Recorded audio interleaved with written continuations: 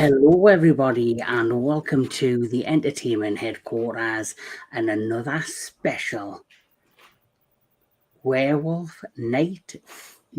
Full moon is blazing, as Anubis has said. Full moon mayhem is rising, and so here we are with the next Fear the Wolf month of the werewolf special. And this one is a one I've pretty much been looking forward to doing. It's probably my favourite of the bunch, potentially. And to talk about the films that are a part of this special, as you can see in front of you, I have some amazing guests, also amazing friends. First and foremost, my co-host with the most, Mr. DJ Anubis. What's up, everybody? And also, he's from the Metal Tavern Radio. Before Neko shouts out. I just exist. She's the boss. I just exist. And then we'll have my good friend Jedi Grandville. What's up? How y'all feeling tonight? And Mr. Big Bad Wolf is here with us. And finally, Anthony Jordan of Anthony Jordan's Movies and Gaming. So this month, Fear the Wolf, Month of Werewolves, has been quite a good month. We've done a lot of amazing topics and discussions on some cult classic werewolf movies. So the final discussion, of course, is going to be a mixed bag for the majority of us here. But before we get cracking, let's see who's watching today. As mentioned, we have the lovely DJ Neko. Ahoo! She'd be a perfect werewolf, I gotta say. Yeah. I think she's howling at Anubis. Yes. Damn right. Anyway, finally, Mr. Jake. Jake could be. Are you posting from your phone? Yeah, so he's probably on a computer, so that's probably why. Or through a different link. It could be through if someone else is streaming this live. It will show up in their chat, not in the one that Kevin has. Yeah. Well, Jedi's sharing the chat on his channel, so it's all good. Everyone who joins us, it's all great for them to join us and to join in on the phone and the discussions. So, like I've said, the next 4 films are going to be a mixed bag. So, we're going to start off with this lovely film. Werewolves. The Page, but with the fucking werewolves, basically. And that is probably the best compliment I can probably give this film from my. That's the only compliment you can give it, because I want to break that down. I want to shred it. I do. Yeah. Well, yeah. Well, before you shred it, let us talk a little bit about it. So Werewolves is a 2024 American action horror film directed and produced by Stephen C. Miller. It stars Frank Grillo, Katrina Law, I can't even pronounce that person's name, James Michael Cummings, and Lou Diamond Phillips. Yes. The story takes place on the night of a supermoon event that causes humans to turn into werewolves, which first occurred the previous year, and following the attempts to control the situation. The film was released theatrically in the United States on December 6th, 2024, to mixed reviews. So, let's start off. When's the first time you've seen Werewolves? We'll start off with my friend Jedi Granville. Well, I recently watched this last night, and as I said before, I want to this movie as hard as I can because I'm thinking this is an interesting premise. And here's the sad part about this. Y'all probably gonna look at me crazy, but I found this film boring.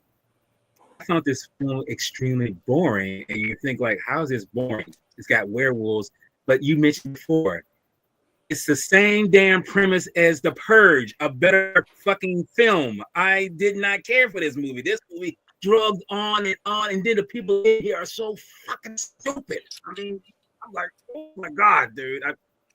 I pushed on. Well, as you know, Roger's getting so angry that his internet can't hold up. yes, that is true. As you can see, it stars Frank Grillo. I mean, oh shit, wrong person. I was going to say, Yeah, that's.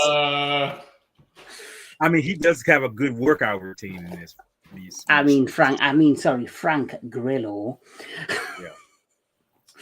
So, you know, and it basically. That for you, was that for you, Kevin? I mean, just for your enjoyment? Well, let's face it. It would have, even if the film was garbage, it probably would have worked out better with Hugh Jackman in it. It might have had a few more eyes on it. But we'll save that. Next person, Big Bad Wolf, the first time you've seen this film. The first time I saw this film, it would have been during the Christmas season of 2024. Mind, I will see whether it was going to be a success or not. I think they missed the mark when they released this film. I think they should have released it at Halloween because I think if you're doing a werewolf film, unless it was a werewolf film that had like a Christmas theme to it, sometimes I feel they're missing the mark when they release some films. It's like imagine if they released Halloween with Jamie Lee Curtis in August or January. It wouldn't make sense. The certain films are typecast or made for certain periods of the year. And I feel as if this should have been made and released. And I think it might have had a better outcome if it was released at Halloween. It might have captured that season's audience. Yeah, I will say my first impression of the film was the premise was good, but there were just certain points in the film where they kind of die off. Like, whatever they had planned, it was a great idea. There was just a few poor decisions on the delivery. Yeah. So, Anthony Jordan. This was the only one of the four I was not able to see, so I'm just going to listen into you guys on this one. Well, obviously, we're giving it an amazing recommendation. Yeah, I think I'm going to have to get the Blu-ray tomorrow morning. Yeah, you definitely have to get it. At least Blu-ray. Finally, Mr. DJ Anubis, first time seeing this film. I watched it for the first time a couple of days ago. And definitely got the same vibe that you did. It's basically like The Purge, only with werewolves. And, I'm going to have some good things to say about it and some things that obviously are problematic with it. But I know we're going to talk a little bit about the story some more and all that. But yeah, first time I saw it was a couple of days ago. The funny thing is, you guys mentioned Purge with werewolves. The funny thing is, the articles that came out for this film before the trailer release, when the first news popped up that there was going to be a werewolf film with Frank Grillo, each article literally described it as The Purge with werewolves. Well, the funny thing is that, Frank Grillo is not a bad actor. In fact, there's good actors. You have Lou Diamond Phillips, Katrina Law, but it's almost like they're trying to force Frank to be like an action hero, which he has like the build and stuff to be someone like that. But I just don't know if he's really kind of like the big enough name to sit there and say, yeah, we're gonna put this guy's face all over the place and make him this new star, like the Jason Statham. All of a sudden, it's like I don't know if he really has that ability to kind of pull that off. Maybe it would have been better if the woman picture, I forget her name, if she was the main character, as the story would have been set around her trying to protect her only daughter, who's Yeah. who was the last thing she has to her husband that died, and I'm guessing he got killed in the line of duty because I think Frank served with. Because it seems like both him and Frank were both in the military. Frank's character were both in the military because in the movie he's like Frank's big brother, and I think it would have been a more interesting story if it was more centered around her and her daughter. Honestly, after the Purge 2, I'm kind of still amazed he didn't get cast as the Punisher. Mm-hmm. He did an alright job with the character he played in the Marvel movies. I forgot what character he was playing in that. Crossbones. Yeah, I thought after that he might have potentially his career would have risen a bit, and it kind of has because he's now getting he is kind of the face of the page now. Yeah. Because I think was he in 2 or 3 of their movies, and then he's had this. I think the downfall of this film, it's too similar to the page, so it feels like he's typecast in following this pattern. Yeah, it seems like. Sorry. No, I was just going to whereas if they had tried, and I think for me personally, it's not a bad film, but they could have done a lot better with it. Yeah, so they could have pulled some influences from the Purge without making it too on the nose with the Purge.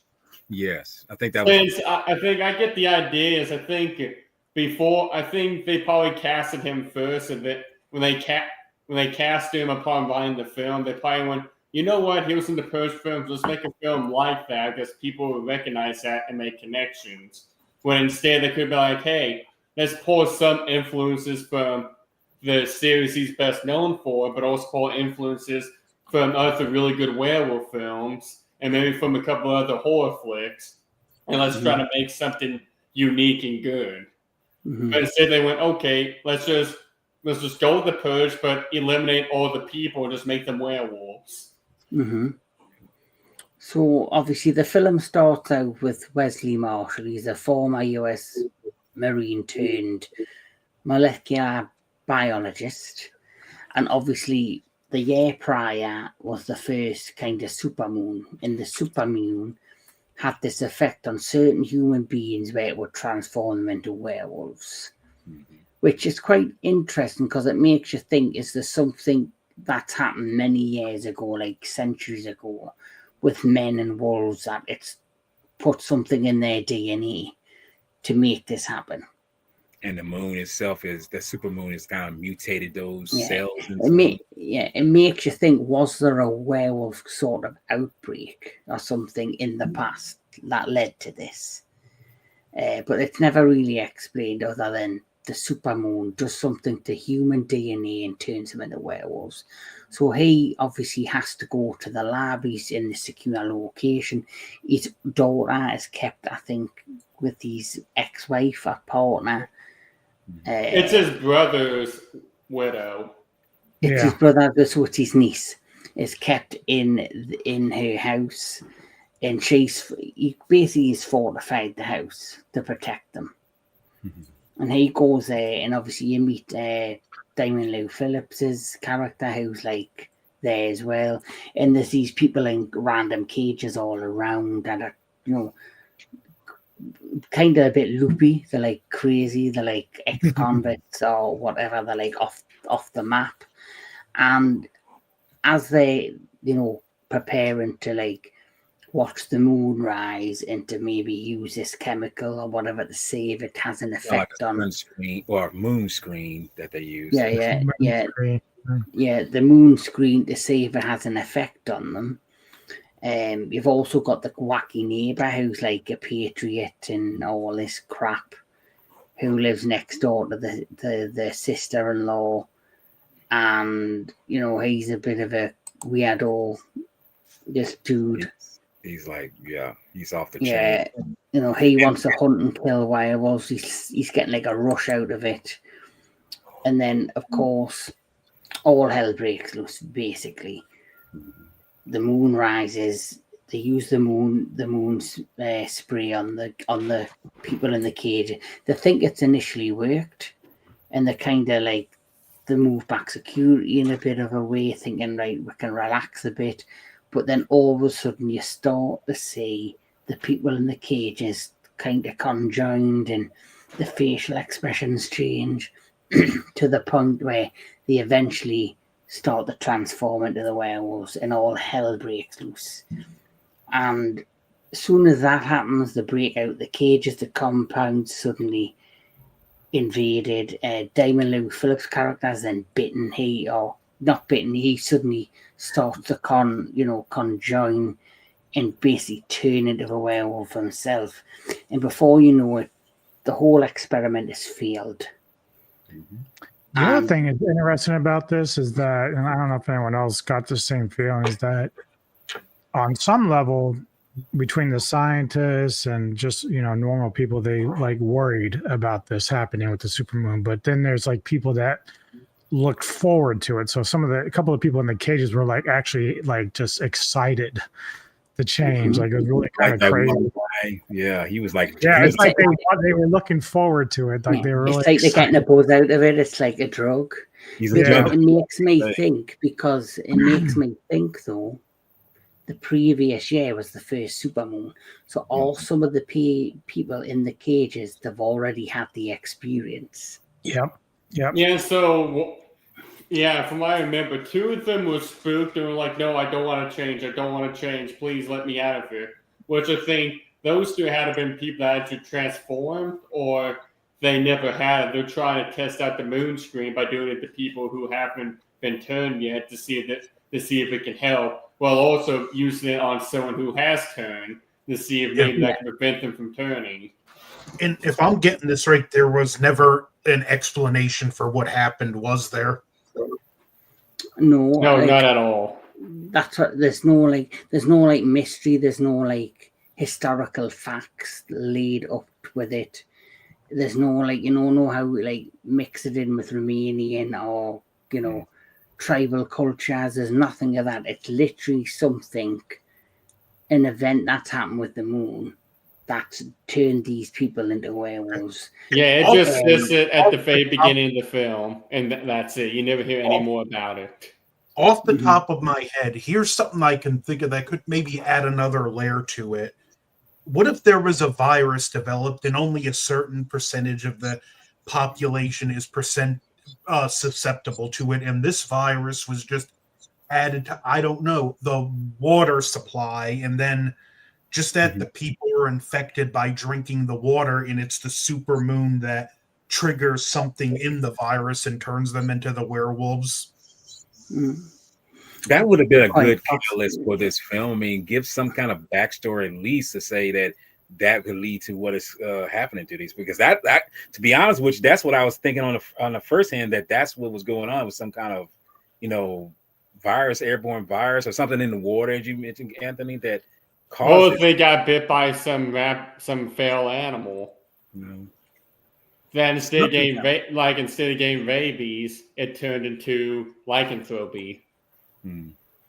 So this is one of the people in the cages suddenly conjuring and transforming into the hyena. I mean the werewolf. Look at that. Why does the werewolf look like a clown? Like you expect the puffy red hair and a big red nose. Yeah.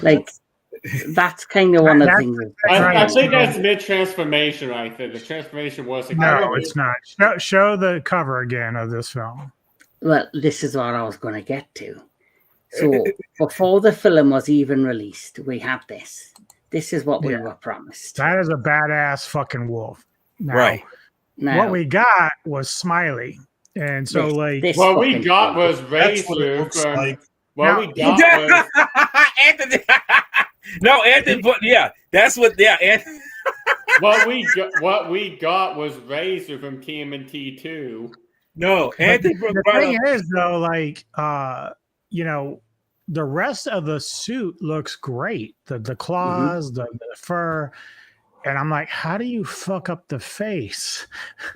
Come on, it's like you half-assed it. That is the friendliest looking not just the friendliest, that is the happiest looking werewolf I have ever seen. But you know what kind of pissed me off the most? because I thought this was a cool thing they did.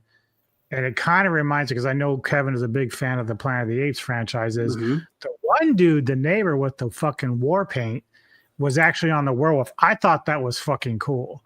But because Nice. the head looked so fucking stupid, yeah, like it's just if they would have taken more time to make the wolf look more menacing, that would have been cool. And then that war paint would have been fucking fabulous. I would have enjoyed the fuck out of that. Not just that, but give some of like the more prominent characters that turn into werewolves, make each one of them just a little physically distinct.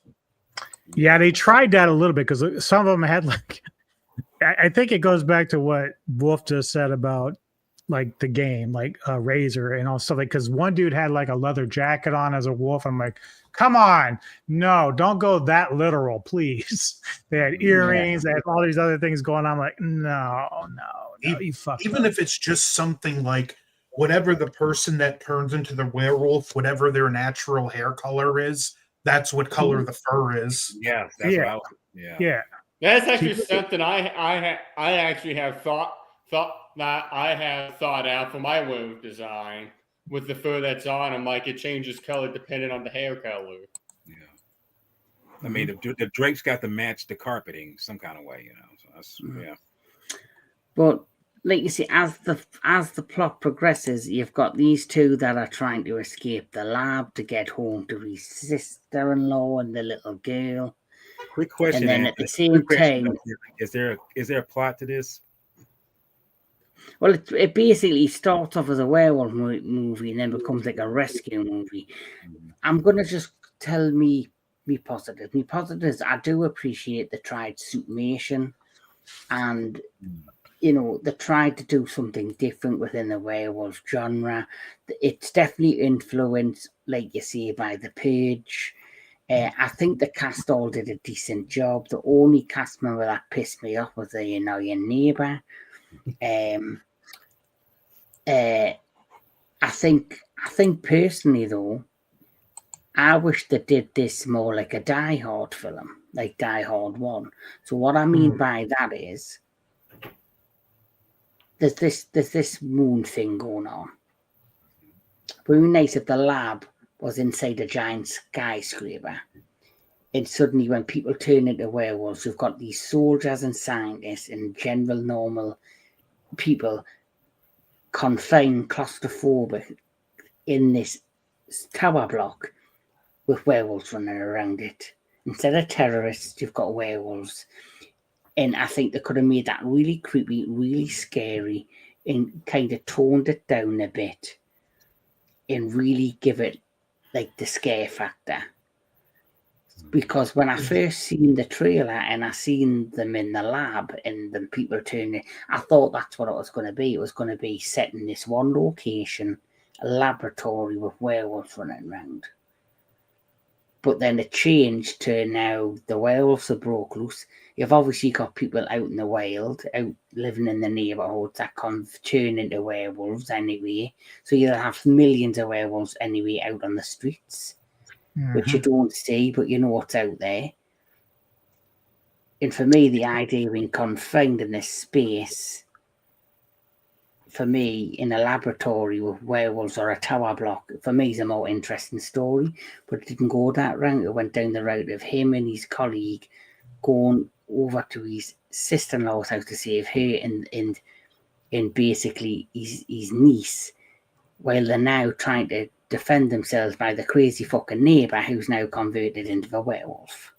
Well, you see, you just gave a way better concept than I would ever thought of, But I guess in the end, just trying to rescue the sister-in-law and his niece was a better motif, just like to get the back to them, and that would make it, because like I say, the movie's only like a little over 30 minutes. I mean, 30 minutes. It should have been 30 minutes. It's over 90 minutes long. So I guess that's the whole premise. Like try to get back to the loved ones and make sure that they're okay. Because if they had done something like that, what you just said about the concept of that, it would have been a lot more money, but I think it would have been a badass premise at the same time. But we'll never know. Never know. John, your thoughts on the plot as a whole and your whole idea of this particular film? So my thoughts on the entire plot would be, like I said before, it was good on paper, just poorly executed. I think one thing that could have changed, like I kind of see what they try to do. They try to make it more like World War Z, except it was World War Werewolves, and because you can't appreciate that scene where Frank Grillo's over there firing at him from the gunner on the tank against the werewolves. But I feel like the story could have been a more interesting take if they revolved it around his sister-in-law and his niece, and the sister-in-law doing everything she can desperately to protect her house and her child from the werewolves, whereas Frank's character could be like a side character. Like his thing could be trying to get home ASAP, but because it would add more dread and desperation to the story because it's a mother trying to protect her child by any means necessary, while the outside world is trying to break in. I do like at the end where he himself, spoilers for anyone that's not seen it, but Frank Grillo's character then does become a werewolf himself to take on the neighbor who's become a werewolf to save his family, and then obviously the cure, or it's just before sunrise, and they manage to escape just before, and he does convert back to a human by the film's end. So I like that, and I even love the bit how he killed the neighbor by ripping his fucking head off. I thought that was brilliant. So, do you want to do? It gave us what we wanted, and it was a werewolf on werewolf fight. It sounds like there's the skeleton of a good movie in here. It is. Yeah, and that's the other thing too, right? So one of the things that leaves me a little bit confused with the film is that in some case, well, I can't say totally, because Grillo, when he does become the werewolf, he does fight the other one, which kind of gives you this alpha thing, but he eventually tries to attack the other girl. But at the same time, they try to give you this idea that there's like this sense of intelligence behind them, which isn't unknown to werewolves, but the fact that this neighbor is able to like figure out, I'm going to knock down this pole and it's going to break the electric fence and then I'm going to get in. But they're not smart enough to know who exactly they're attacking at all times. So it's not consistent with how smart they actually are, because I would think on some level, if you're smart enough to do that, then you're smart enough to know exactly who you're attacking and when. But that's just me. Yeah, I agree with Well, yeah, that was one thing that was brilliant, was when the werewolf picked up the corpse of that teenage neighbor that he just killed and just put her against the electric fence, knowing it would override the electric fence. Right. I think if the plot was where he knew who he was attacking, it would make the neighbor look like more sinister. So then when Frank Grillo attacks and kills him at the end, you'd feel more satisfied with it. Right. Where it's like if you go back to say Silver Bullet, you've got the priest who's, to the community, he's Mr. Good guy. But then he knows what he's doing. And when you find out he's the werewolf halfway through the movie, and then he first kind of comes across when he has that nightmare and he's being attacked by, the people turning into werewolves, you feel, it's like they kind of put you off the beaten track that he's the werewolf, and then that he's cursed in some way and he's, fighting this curse. But then when you see him unravel at the end and he's actually trying to kill the kid who's disabled, and then he's killing people left, right, and centre, and you see his true colours, you're glad when he meets his end. Where in this, it kind of, the brother had an opportunity. Frank Grillo's character, in the end, he does save his sister, but if that's the excuse that the neighbour doesn't actually really know what he's doing, but then they're showing signs of intelligence, it's kind of off-putting. You know what they could have been interesting too, if the werewolf's level of aggression is dependent on the person's personality. True. Well, another thing too is I didn't like that all the werewolves just all banded together just automatically, like there was a pack mentality right then and there. I felt like with most of them, especially with that one neighbor's demeanor, he should have been attacking the other werewolves instead of working with him so cooperatively. Like you would think that neighbor, as soon as he became one, would have been attacking the other werewolves. Like it's like a sense of this is my territory, get the heck away from me. Because that's one thing I did like is just seeing how easily they were just willing to work with one another. Seemed like they should have been mindless beasts in a way to that. Not exactly mindless beasts, like still intelligent, but also intelligent enough to be like, hey, this is my home, get away. Yeah. Like I don't want you here. Yeah, well, they should have either made them mindless beasts where they just totally forget who they are and lose control and just go crazy. Or, like you say, they still know who they are, and if they decide to attack you for a certain reason, then that shows how sinister that person is underneath. But anyway, we'll wait till the very end to do ratings. So let's move Stick on around to the end. Yes. So, yes, Logan, you little shit. Yeah. So let's talk about the next movie, which is Howl. Now, believe it or not, I prefer this over Werewolves. Same.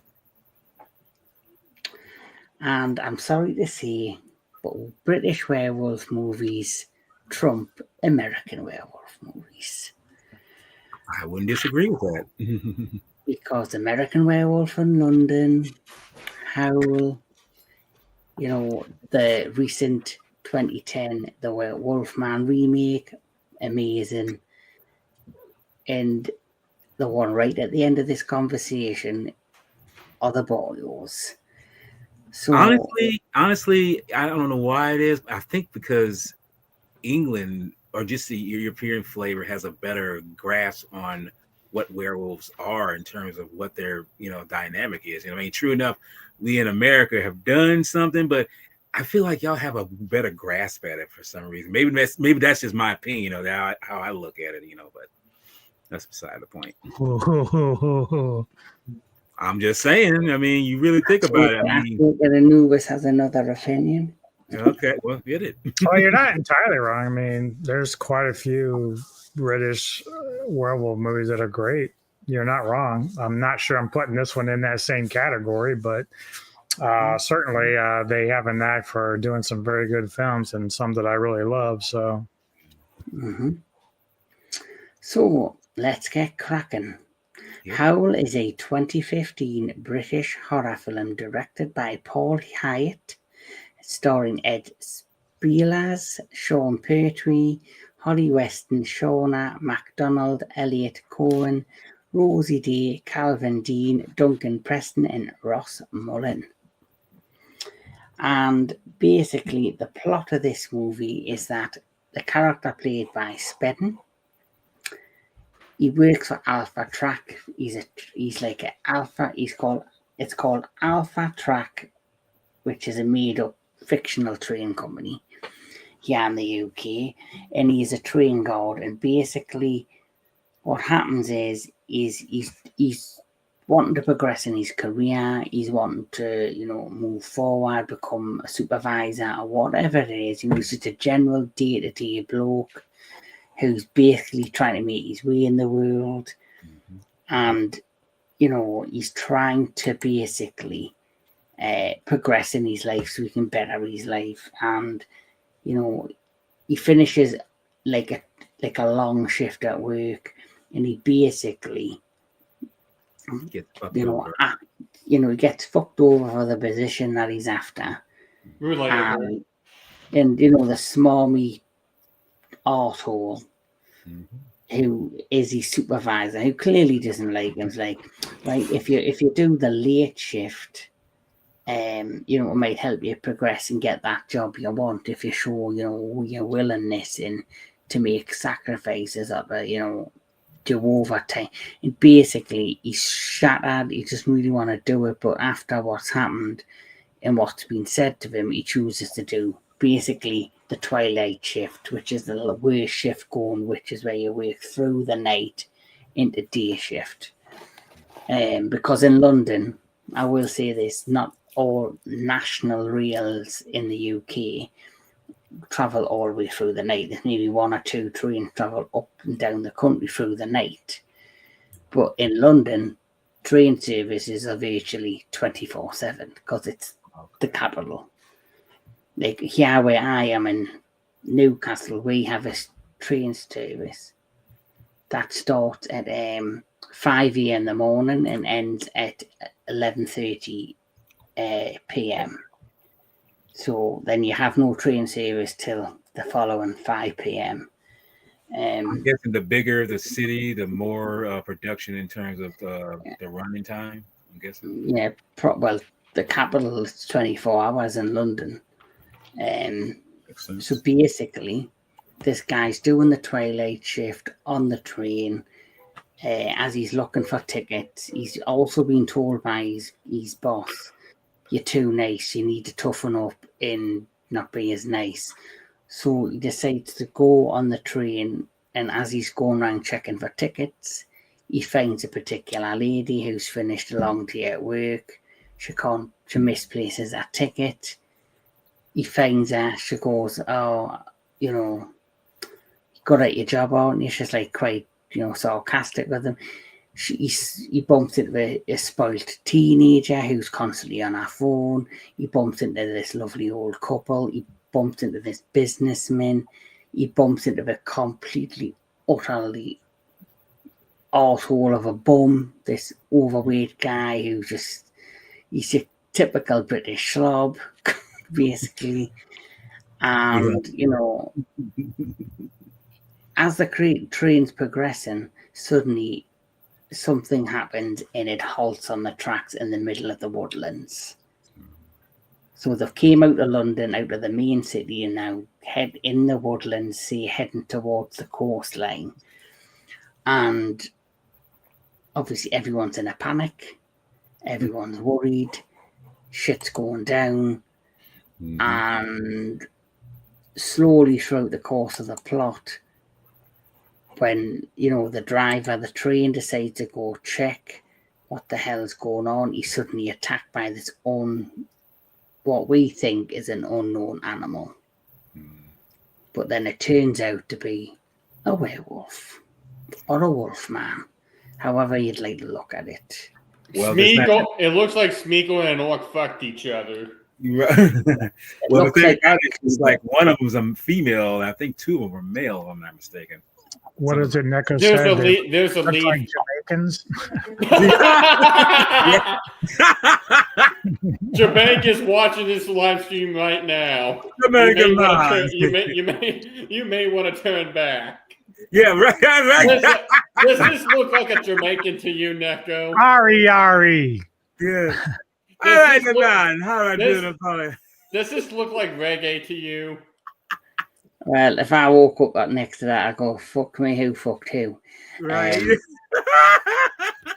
It just looked like Smeagol and maybe you got real ugly. Mm-hmm. You got a face only a mother could love. That mother was ran over by a lawnmower. That's true, but that's part of the plot. But we'll start with Anthony. Can you remember your first time seeing this film, and how did you feel about it? A couple of weeks ago, and I found the premise really interesting. It took a few minutes to actually get going, and I liked the build. Thought the character combinations were good, and I even liked that. Even though, we showed that one werewolf, I like that some of the werewolves do look a little more distinct, so it's not just cut and paste. Yeah, I'm Big Bad Wolf. So the first time watching this film was 2 days ago, and so I will say I did like the premise of the film. I do enjoy the story, and all the characters were fantastic. Though I I will say they made them so well done that I felt like the only sensible character in the film, the one that actually had brains, was the one that turned out to be a total prick in the end. Because no one was listening to him. I'm like, guys, are you serious? You guys just pointed out the infection, and yet you're refusing to acknowledge what the heck is going on, even though you just pointed out the obvious. It's like, no, that's not what's going on. It's like, are you kidding me? You guys just pointed out. I would say I'm not a big fan of the werewolf design, but I do understand what they were trying to do with that. But I would say of all the werewolves, I like the big male that you just pictured. Like, that's the only one I actually prefer, because the rest of them look like complete garbage. Like, that big male right there actually looked good compared to the others. Mm-hmm. For me, I don't class them as werewolf. I class them as wolfmen. You know, like the Wolfman. They're not werewolf. They're more like wolfmen. I think there's actually even a reference that they're like hybrids. Mm-hmm. It said like it's like in the film. Instead, it's a mutation that happens through an infection. Mm. I'm not convinced they're like totally night creatures, like, because it starts to become dawn by the end of the film, and so they're still wandering around, not shifting or anything. So yeah, it seems like once you're I watched a video breakdown of this recently, and it seems what's going on is it's not supernatural. So as soon as the moon goes down, usually your typical wolfman or werewolf, they revert back to human form, but they don't remember what happened the night before. Whereas these guys, it seems like it is an infectious mutation, because once the sunlight hits, there's still these monsters. So it seems like once they change, that's it. Goodbye to whoever they once were. They're that for the rest of their lives until someone shoots them. yeah, It's like an animal with rabies. Once an animal gets rabies, basically, yeah. pretty much once it gets rabies, that animal is that way until it eventually dies or someone shoots it. Otherwise, it's going to affect more and bring more of these rapid-filled animals that's just going to wreak havoc. What your first time seeing this film? Believe it or not, I actually bought the Blu-ray for this film. You know, I was just kind of curious. Stop right there. Show that cover again. That was very misleading. I was hoping to see something like that, but we didn't. Yes. Well, that's the whole purpose of publicity. You know, they don't necessarily, they give you a taste, but they don't give. Well, it's kind of like werewolves. It was super dishonest. Yeah. Well, at least werewolves. Look, we've got fucking hyenas, not werewolves, in the last. Yeah, exactly. It's like at least they look somewhat similar to what was advertised compared to what we got on that cover. True, it does. But I bought the Blu-ray of this, and this is, I think, going back 6 or 7 years ago, I bought it. And I'm just kind of saying, I like the premise of, you know, if you've heard the premise of snakes on a plane, this is lichens on a train. So, and I was kind of like, that'd be kind of interesting to see. And it's set in jolly old England. You know, it's like, okay, let me give it a try and see what it's like.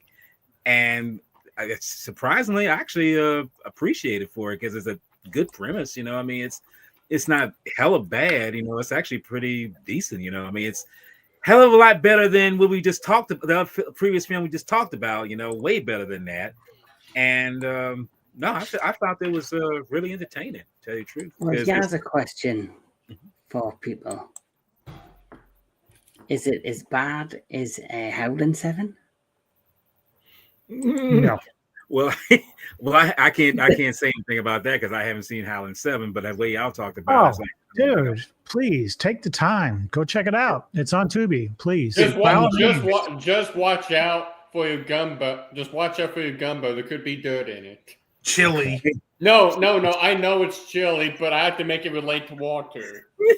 Your gumbo may have dirt in it later. There is dirt in highly gumbo. recommend it for you, Walter. Please go check it out. check it out. Then do a review about it on your channel. Well, first watch probably the shortest review ever. First watch the Howling 5, then watch the Howling 7. Okay. That's probably you know what? That's what I do. Well, I think So I've he seen can Howling understand 4. what's going I mean, on. Howling 5, but Howling 7 I've not seen. So Oh, okay. No, he never doesn't mind. even need it because they don't even give a fuck about that in Howling 7. They do mention it, but it's not even that big a deal. oh my god, That's not what they're trying to push in Howling 7. They could care less about what happened in Howling 5. Well, that's what they did Just with the last. just make sure you're ready for your country music. Okay, just enjoy that. Okay. I mean, I like country music, so I mean, maybe. Oh, there you go. You're gonna get plenty of that. Walter, I've got just, a funny feeling he's the only person in this panel that That will was- like Howling 7. Dude, I will laugh my ass off. Walter, just so you know, though, it's not just country music. The director clearly went out of his way to find the worst country music ever created. Damn. Was he trying to? Was he trying to? Please. Trying to suicide this movie? I guess maybe or something. Well, he directed it, produced it, wrote it, and starred in it. There you go. Yeah. Okay. He's trying to be an Alfred Hitchcock, except he's just a huge cock. No, he's trying to be like a homeboy in what's that movie where he says oh hi Mark. I mean, he's trying to be like that dude. If he's trying to be like that, it's like, okay, I get it. He's trying to be like that guy. And the humor in it, oh, top notch, cherry on the top. Just get ready. You really. But want me to anyways, watch it. back to the matter of subject. Correct. Yes. Anubis, your opinion, your first time seeing this film. I saw it first upon its release. It was pretty much on streaming pretty soon after it got released. I looked forward to it because at the time it was a newer werewolf movie that came out, and so I was like, "Oh, cool! Let's check this out." Love the setup. I love the atmosphere. I love the train idea. The actors are fine. Sean Pertwee, we're going to mention him again soon. Also, One thing I'll say is he died too soon. Oh yeah. Oh yeah, I agree. I felt like his character needed more screen time. Like, well, it was probably a cameo. Like Sean probably read that script and said, "I'm not doing anything beyond this driver. I'm done." But either way, like the one thing that is kind of funny about this film is that like I don't care about any of those people on that train. They're all shitbags. Fuck them all. Well, look, only one I like is the old man. Yeah, but he was too fucking naive and stupid. Yeah, like, dude, look, I'm sorry. If I'm sitting there and my wife looks as ragged as she is after she got bit by something, I'm like, sorry, Neko, I've kind of got to go. I've got somewhere to be. I'll be back, though. Check on you. I feel like you do have somewhere to be tonight, but it's going to be the doghouse. I'm going to ask you this question, Anubis. Would you actually do that? You do that to your better half? She's nodding yes. It was nice knowing you. Here's the thing, right? This will actually solve all your questions, right? So don't get married. Don't say that. You're an idiot. If like the werewolves looked like the Howling, I'd say bite me because I want to be one of those. But that fucking ridiculous Jamaican shit, no, I'm not doing that. I'm not looking like that the rest of my life. Yo, what up, dude? Respectfully denied. Are you gaming? Are you gaming? But yeah, I will say the old man was the dumbest one in the whole. I mean, I can't say he loves his wife, but good grief, dude. She's literally trying.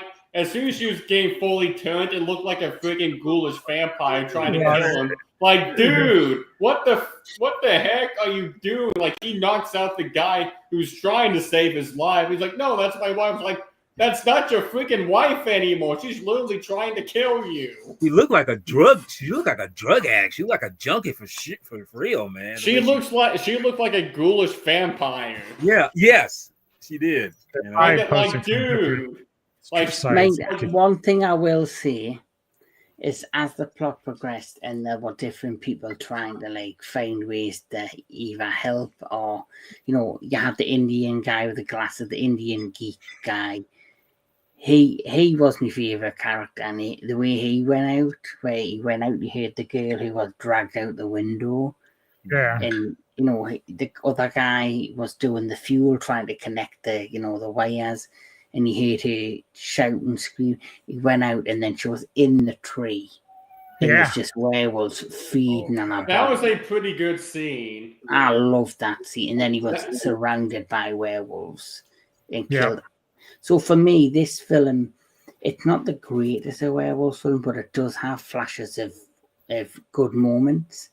Yeah. And another thing I will say, like you said, that older lady, the old couple, the lady got bitten, and like you say, it's meant to be an infection. I thought her transformation was pretty damn good. Yeah, I did like but that. the only thing I'll say is it's just looking more like a vampire than a werewolf. Yes, she looked like a very ghoulish vampire. But I do think those effects are pretty good. I think the CGI on her compared to the CGI of the Wolfman is better. Mm-hmm. Yeah, because this movie, like I say, it was a mix of practical and CG, which I like. I mean, combine the two techniques, you get a better feel for it. I feel. I will. Yeah, and I'm trying to think that. Dang it! I watched my train of thought. No, don't worry. You get there. When you get that age, you'll understand. Mm. But basically, this is a hopeless film in terms of no one's going to get out alive. Oh no! I was going to say. Now I know what I was going to say. Billy was my favorite character. I really liked Billy. Like, he was one of the more genuine characters. Yes. That, and I will also say this. Did anyone else laugh their butt off when the girl got dragged out the window? I didn't. Yeah, but I liked it because the only thing I didn't like about that was I would have liked to see, because it sounds like whatever werewolf it is like literally body slamming her on top of that fucking subway or that train. Mm-hmm. And so I'm like, that would be cool to see. Like, I saw the blood on the windows and stuff, but the way that you hear what's going on, I'm like, that's got to be a cool scene. You have to show that. And they never did. I was just laughing my butt off because the entire film made you hate this girl no matter what, because she was just an absolute what. Bitch. Yeah, she was like every prissy teenager you encounter in school. Mm-hmm. And so to see her get grabbed and dragged out the window, you went from it's the same reason why I saw that other woman, the other bitch, like the business guy, they had like an old interaction between an interview, and then when she was being pulled out of the train, he just said, "This is Sparta!" And kicked her out. Literally, he kicked her out, which made you hate him more. Yeah, so like, first off, why didn't she run for it? She was petrified with fear. That's why. Yeah. Or plot armor. Well, that's what they always do in these films. You don't know how many werewolves were around her. So it didn't matter where she ran. She might have had nowhere to go if she was surrounded. That's another place. Yeah. But overall, this is a mixed bag movie where it has some good moments, some good effects, some shitty effects. Yeah. But I enjoy it because I like the setup. I like the location. I like I say, it's a film where there's no hope because no one's going to get out alive. Mm-hmm. And it has sparks of, like you see, that moment where you see her just basically chewed the bits in a tree, the spoiled little bitch of a girl. Yeah. And she's like being, basically getting fed on. And the fat, horrible bum guy, he's trying to take a shit in the toilet on the train, and he gets basically destroyed in the toilet. I just couldn't give a shit about him. Yeah. Even though he's giving a shit. I found his character pointless. I think he was simply put in the film to be ripped apart. In Patri's character, who, like you say, was a mere cameo as the train driver, they could have done so much more with that character. But clearly, this came out in 2015. Dog Soldiers came out in 2002. That's the funny thing, right? They could have fucking made this into like a connected Dog Soldiers sequel, and then put better wolves in it. Would have looked fucking fantastic and would have been fun. Yeah, Or they could have made this the Dog Soldier sequel. Yes. There was It supposed to be Dog Soldier sequel, and I think they were thinking about it in 2014, but then ultimately scrapped it all together. Because the right holders would not give the director the rights to do a sequel. So he has actually scrapped that. He had actually wrote a script and a story for a Dog Soldier sequel, but because he can't get the rights to the original, he can't make it. So he's now making a separate werewolf movie, that will be inspired by the story he'd written for Dog Soldiers 2. Oh, so he's currently actually doing one? Wow, he does good. He's currently in planned stages of a new werewolf film. Right. But it cannot be called Dog Soldiers, and it Of can't be course. connected. So, Walter, can you show your Blu-ray cover again? Okay, hold on. Show the cover again. Let the audience see what we could have had in the film. Okay. If the werewolves' faces looked anything like that, I would like the design a little bit more and would like the film a little bit more. Because I saw that, I saw that, and I went, okay, I can get by. I'm like, okay, I can get by this. And then see what it was actually. I went, are you freaking kidding me? Why is that the film cover if you're not even going to put that design actually in the film? Another thing I did like in this one is that guy that was throwing everyone under the bus. I love that he got by the one character that turned. Yes. It showed their intelligence because that character purposely threw his jacket on the ground as a way to lure him into a sense of security. Mm-hmm. Yeah. Because he knew he was going to, like I say, it was that moment when he does that and they come just bite him. It's like I'm trying to save someone. I generally think this would have been a better film if it had a bigger budget and had, they'd used the characters better. Right. But I still think it's a fine film as it stands. It's not the greatest of werewolf films, but it beats every fucking Howling sequel I watched and tortured myself with. I think it's about like a step and a half above just being a time waster. Yeah, I will say I thought the premise was good. The atmosphere and mood was great. I thought the lore behind the Wolfman was good with how they did it. But what was weak was just, as you mentioned, the characters could have been utilized a lot better.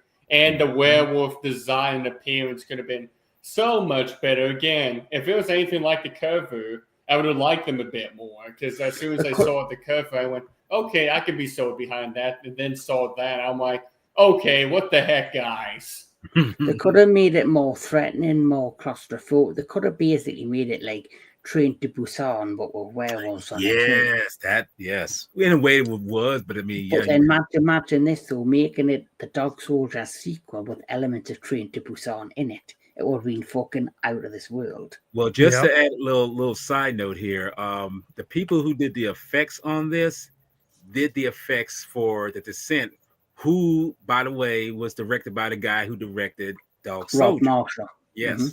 So there's a connection, but not that much. So that makes me wonder if that's how John Pertwee was casting this, because he's got connections to the people involved.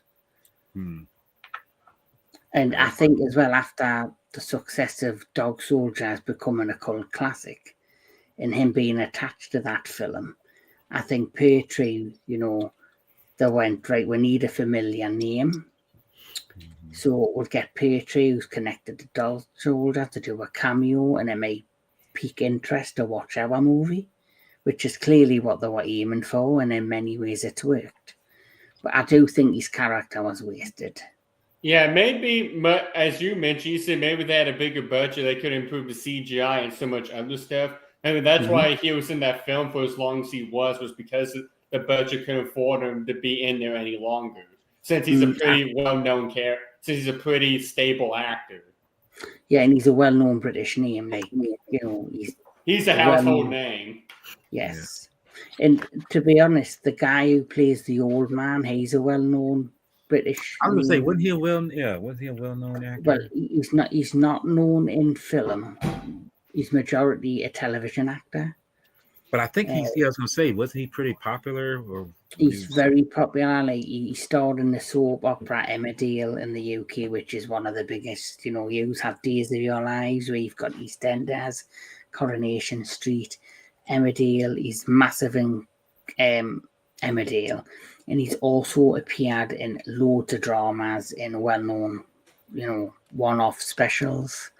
So he's a familiar and well-known face, which is probably why he was cast.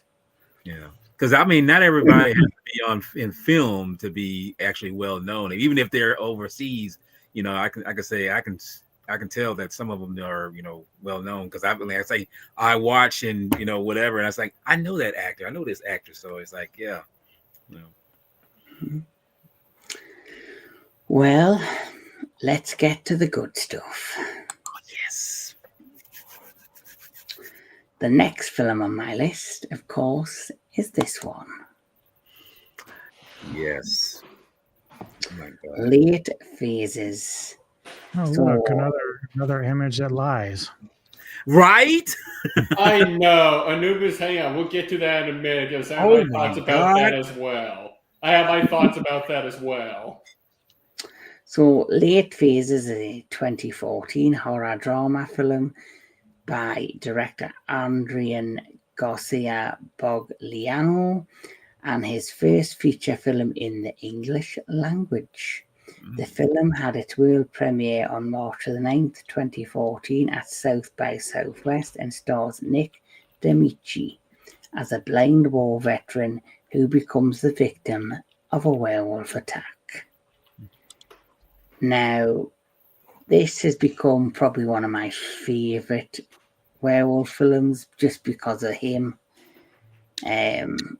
Is it? I just watched it again today. Does anybody get Tom Hardy vibes from this dude? Yes, dude. I thought seriously, I don't know why, but I swore I thought that was Tom Hardy in makeup. Yeah. No, Me I too. got a different actor vibe from him, but I can't think of the actor's name off the top of my head. But I got a different actor vibe from him. Since we're mentioning that, since the first one we talked about has been described as the Purge with werewolves, this one is almost Gran Torino with a werewolf. Yes. Oh, yes.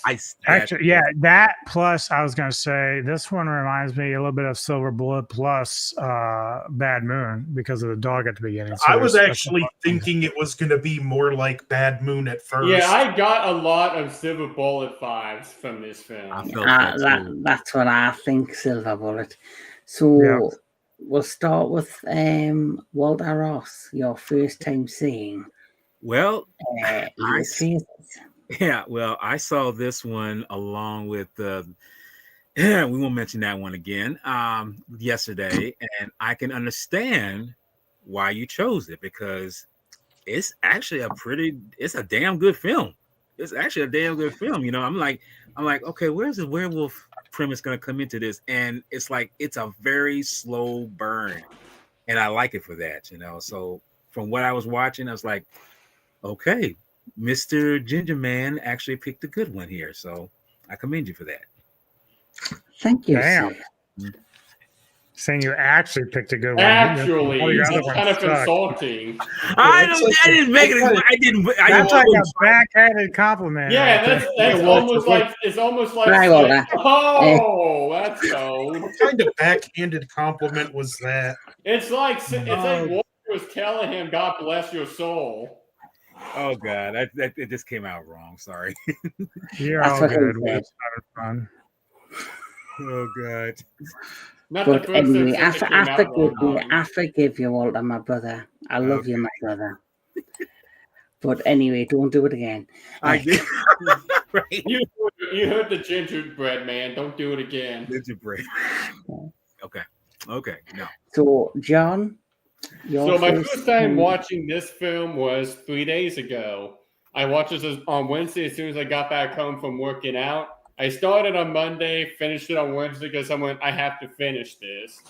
And the premise was good. The atmosphere was good. The actor did a phenomenal job playing a blind war vet. I liked his story and his arc.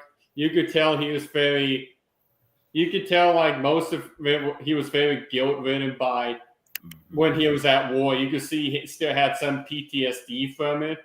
Well, also what happened to him and his certain companion. Like you could see that literally was his breaking point because he just didn't give a crap about life after that. Which is how most of us would feel if we lost our companion.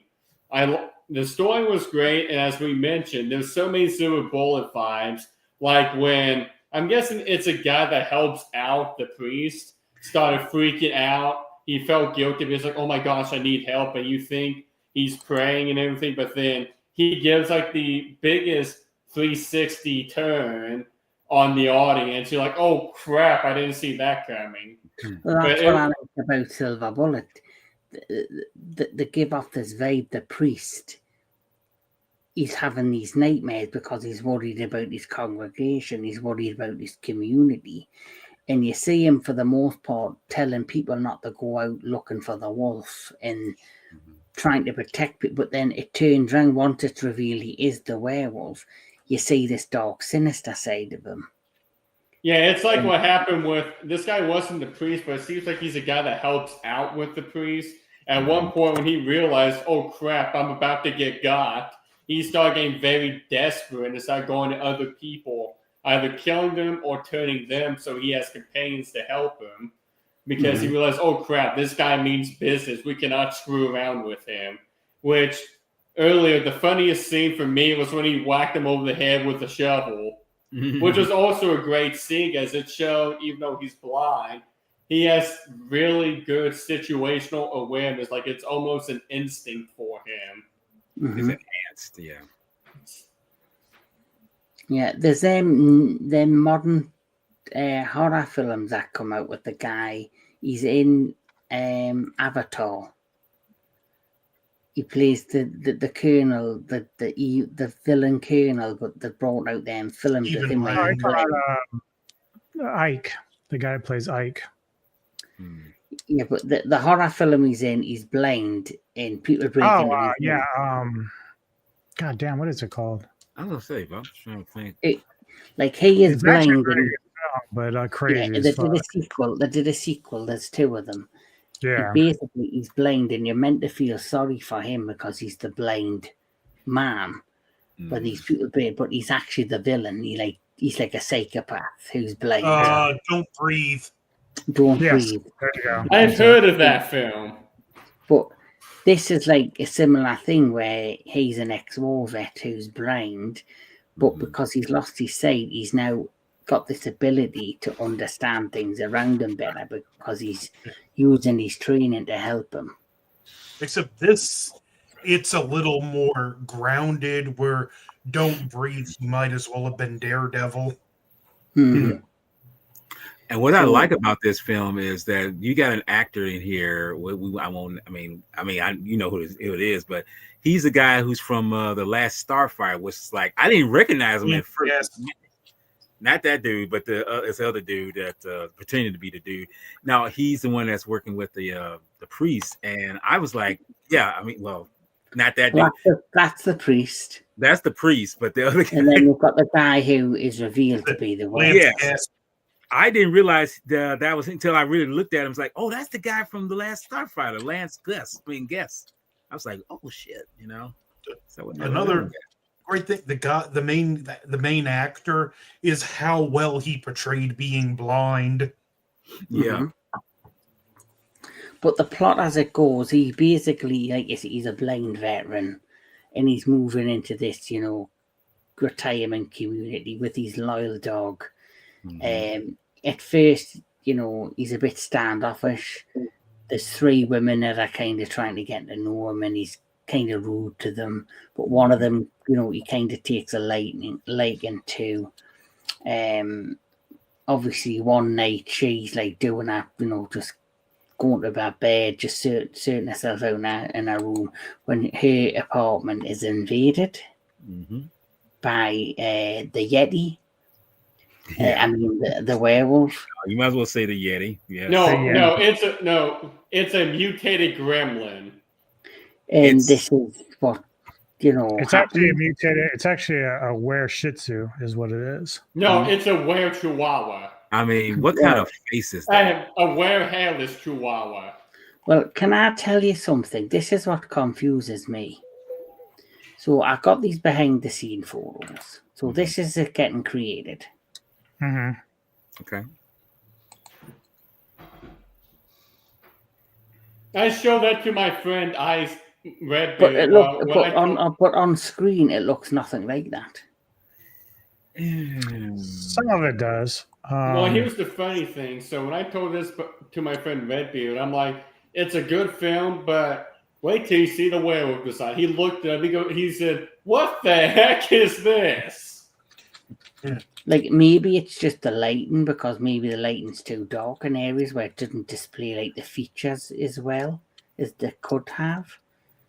But I generally look at them behind the scene photos and what we've got on screen, and like you said with Walter with the cover of Howl, for me it looks like a totally different creature. No, because that's what I was expecting. I was expecting something different. Yeah, it looked like a monstrous gremlin.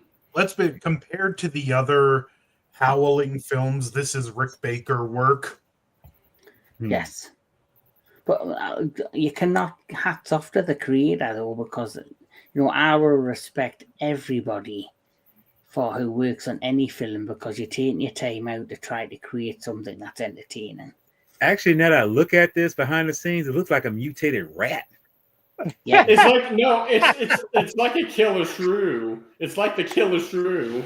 I just think it just looks like a it looks like a rat that lived there with that kind of face, But, the neighbor he cares about gets mauled and killed. His beloved companion, his dog, which totally blew me away that the dog died. Yes, I hated that. Yeah. Like he was pissed when the neighbor got killed. Okay, the dog's hurt, but do you necessarily have to kill it? Like, I mean, obviously the dog probably was seriously injured, but comparing it to like what happened with Thor, I'm like, maybe it's not quite as bad as you think it is, but you're putting it out of its misery anyway. Well, the dog probably would have bled out, or by the time he could have gotten to the vet in the morning. Oh, yeah, that's true. That's a good point, because he didn't even have a phone that first night when he got attacked. Yeah, he had no way to. He had no Even way to if call. it didn't bleed it out, it would have been septic by morning. So yeah, I kind of like putting the dog out of its misery was the right call. Whereas Thor wasn't too badly injured. Like he had a few cuts and scrapes here and there, but as we saw at the end of Bad Moon, Thor got bandaged up and he was fine. But that's again, the point is that there was no phone, so there's no way for the dad, the blind guy, to call anybody for help. That makes sense. You see, what I thought when I saw the dog, my first thought was, oh, this is going to be like Bad Moon, and a good chunk of the movie is going to be the dog protecting its owner from the werewolf. But no, it's the owner avenging his dog. Yeah, and that's what made me kind of sad when I saw that, because you see the gashes in the dog. It's like, oh my god! And then he takes the gun, and it's almost a mirror image of that moment where Will Smith's character kills his dog in I Am Legend. I'm like, man, I can't watch this, but it's necessary.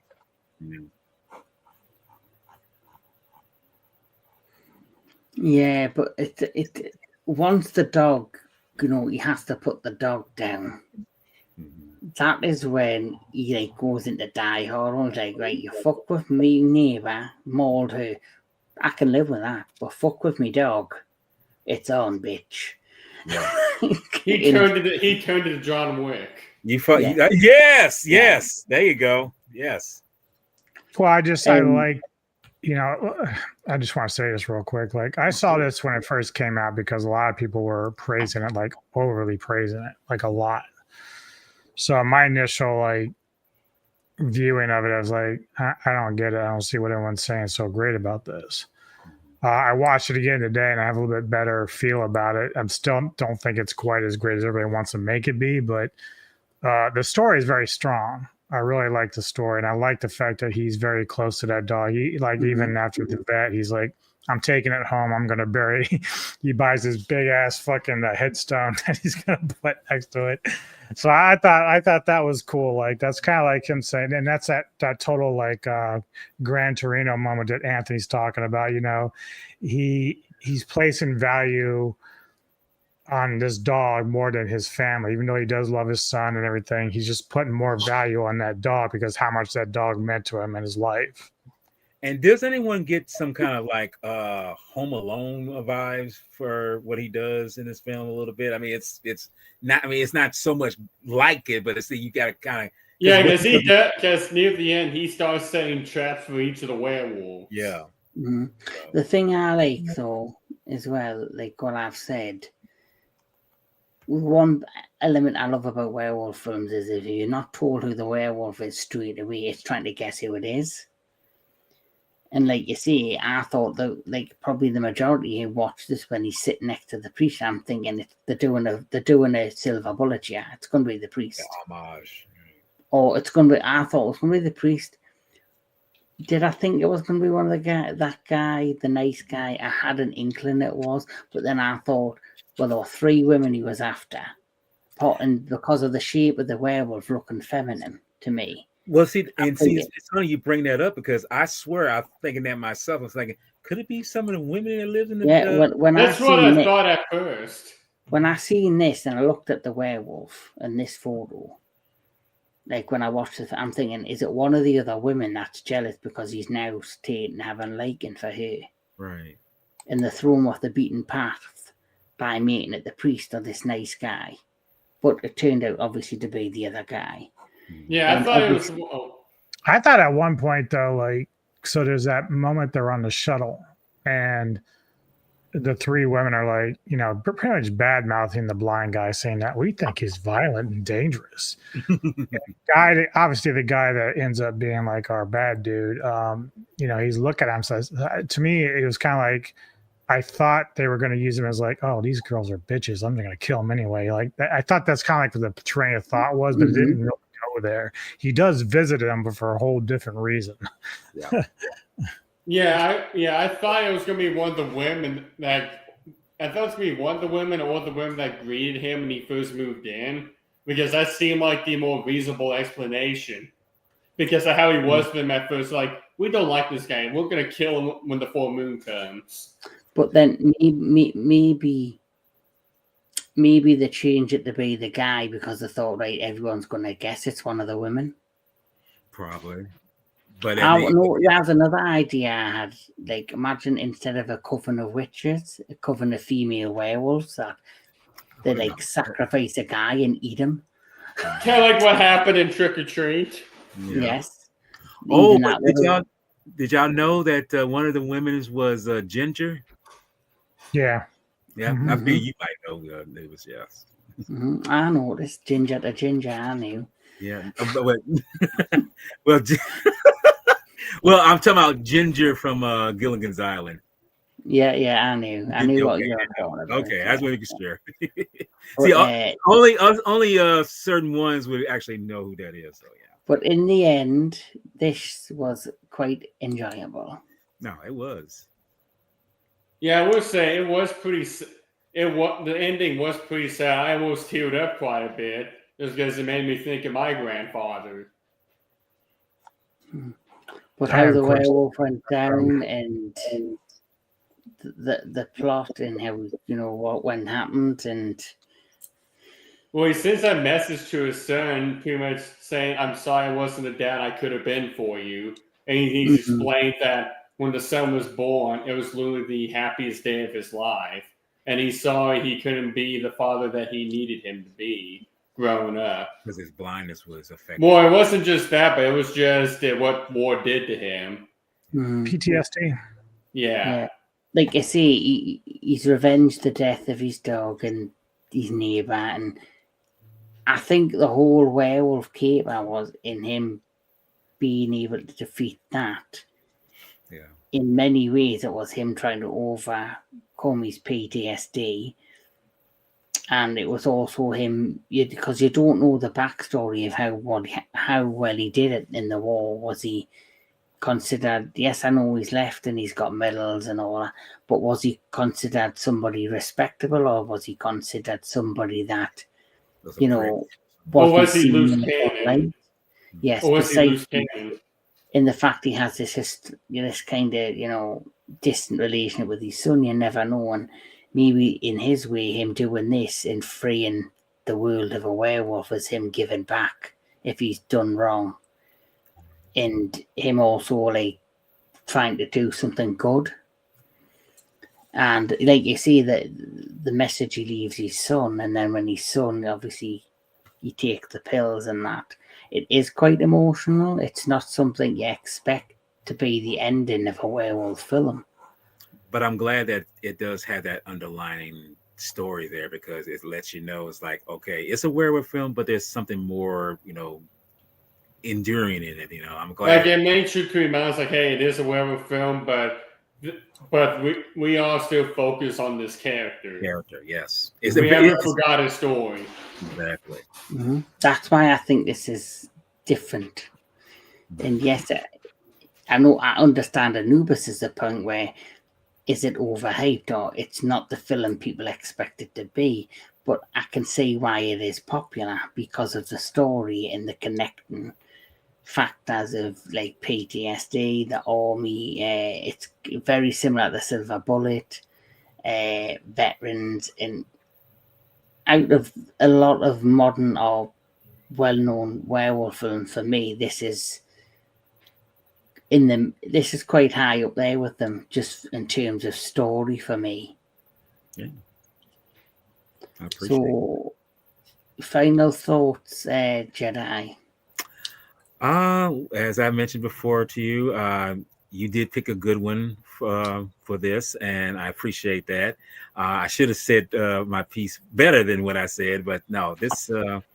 No, I can understand why you chose this particular film, because it's good to know that films like this, you can say on the surface, like, it's all right, but peel back the layers, you'll be discovering that there's more to it than just what you see on the surface. Even though Anubis even said, like, the poster is very misleading for what you see in the werewolf, but that's beside the point. The story and the character of the story is what makes it. The story makes you forgive the werewolf design, even if it does look like a mutated hairless chihuahua. Yes. Mm-hmm. Well, only to a degree, though. Anthony, final thoughts on Late Phases? Great movie. I really love this one, and I'm not sorry. That werewolf design is not that bad in this one. We've seen so much worse this month. Would you say it's a new favorite of yours? Yeah, I definitely plan on picking this up on Blu-ray. Cool. I'm Big Bad Wolf. I will say it probably does make it to my top 10.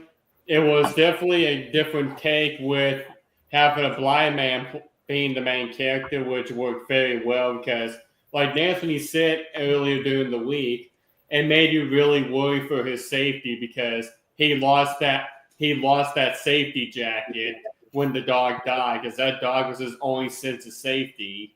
So once it died, he was literally forced to have to look after himself. But it also showed that even though he's blind, he's quite capable of handling himself, even without the dog. Like that moment when he knocked out that guy with the shovel. And finally, DJ Anubis. Like I said, I have like a newer appreciation for the story this time around. I watched it earlier today. This would have been better served as like a focus on the story, maybe have like a serial killer or something going on around rather than werewolves. My biggest problems with films like this or Howl is, of course, the designs. And I know you guys are not as picky as I am. I am fucking very picky. I don't give a fuck. No excuses. No sorries. No nothing. That's how I am too, Anubis. When your werewolves look like ass, it hurts your film immensely. Immensely. But I can say that once I get to my rating, it's going to be better than it was when I saw it back when it was released. So I'll leave it at that for now. Yeah, I would say, despite the design, the story helps you forgive that. Yeah.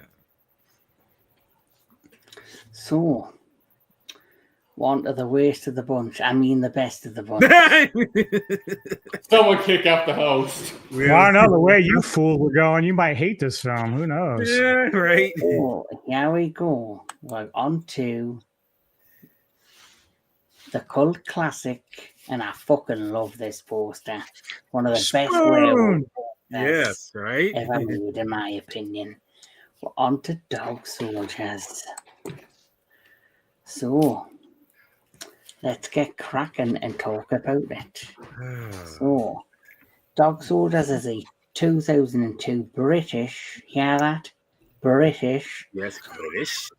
action horror film written, directed, and edited by Neil Marshall in his feature directorial debut, starring Sean Petrie, Kevin McKidd, Emma Grey's Clasby, Anatomy. and Liam Cunningham. The Kevin film McKidd follows- is also OG Johnson McTavish Yes, for you Call of Duty fans. that is true. The film follows a squad of soldiers fighting to survive an attack by a pack of werewolves during a military training exercise in the Scottish Highlands. And have you noticed? That's how you know it's going to be a good werewolf film. It's in the Scottish moors in the Highlands, similar to American Werewolf in London. You trying to Because say the something? moors are fucking terrifying. If you go to the moors and it's foggy and it's windy and it's raining and you've got rocks and fucking nothing but darkness around you, you will shit your pants. I believe it. Yes, I've done it a couple of times and I have always wore a nappy. What a nappy. Just about. Okay. Anyway, this Especially film, sports. let's start with my friend Anubis this time. First time seeing this film. Saw it back in 2002 when it got released. Was certainly a surprise because, you know, up until that point, the best werewolf film I'd seen was Bad Moon back in the 90s. So when this one came out, especially when I think I saw it on Sci-Fi Channel or something where they were releasing it, but the minute I saw it, I was like in love with it. I like the looks, I like the story. It's a very fast-paced movie. The characters are fun. I love Sean Pertwee. Just an amazing cast. And I think the other guy, Liam Cunningham, we just saw him in the vampire film, The Voyage of the Demeter. Last Voyage of the Demeter. Yeah, so very great actor as well. So, but this is a really, really fun film. Has a little bit of twist in it, and yeah, man, this is definitely top 3 for me. You know, I'm sure it's top 5 for most people that love this movie. So, yeah. Mm-hmm. Jedi Grand Veil. I originally saw this film. Ooh, good lord, how long ago was this? This is like a decade ago, you know. And I heard about it. Didn't know exactly what it was really about. I mean, I had a premise, but when I did see it, I was like, "Damn, dude, this is the gratuity of the film." I was like, "Okay, well, it shows right. We're not pussyfooting around with what we're doing here, you know." And just like Anubis said, I mean, this one is really. It's going through the jugular for what it does in terms of werewolf films, you know. I was like, I like that. You know, you have the jugular. Yes. You mean like this? You mean like this? Yes. I mean, if you're gonna bring the pain, bring it like yes, show it. Don't put like I say, don't. It didn't. That's one thing about I will always give this film credit for. It does not hold back on the gore. And when you think of werewolf, you want to see them slashing, clawing, you know, ripping out your throat, ripping out, you know, your intestines, and it does deliver. And I love that. That's why I say. So that's why I say it's like. I mean, and I'm not partial to. I mean, to the violence, but I'm like, dude, if I'm watching a horror film and it doesn't deliver that kind of stuff, I'm like, dude, I don't want to see this shit. This is watered down crap. I mean, give me the vengeance. Give me the hardcore stuff that I need, you know? I mean, give it to me, you know? And this does do that. Yes. So Big Bad Wolf. Your first time seeing Dog Soldiers. So the first time I saw this film, I was 9 or 10 years old, and I think it was on, if it was on the Sci-Fi Channel, it was definitely on the DirecTV channel, Chiller, which is known for showing horror films and horror shows. And my impression of that film was it was pretty amazing. I love the portrayal of the werewolves, of how they operate as a pack, as a family. It's like a very desperate survival story of soldiers trying to survive the night by all means necessary. It was extremely claustrophobic because the house was literally really small, so you knew like no matter where they went, they were not safe. I like how they indirectly like do like the Goldilocks and the Three Bears vibe. Oh yeah, definitely. That's exactly what I was thinking. Well, funny thing you should mention it, because Sean Pertwee's character literally makes a nod at that whenever Kevin McKidd's character Cooper goes, he goes like, the only people that are from around here live directly right here. And Sean Pertwee's character went, of course, we broke into their house, ate their porch, slept in their bed. No wonder they're pissed off at us. Yeah. It was just like, it was a nice twist. It's like, oh crap, no wonder they won't leave them alone. They are literally inside their home. They're inside their den.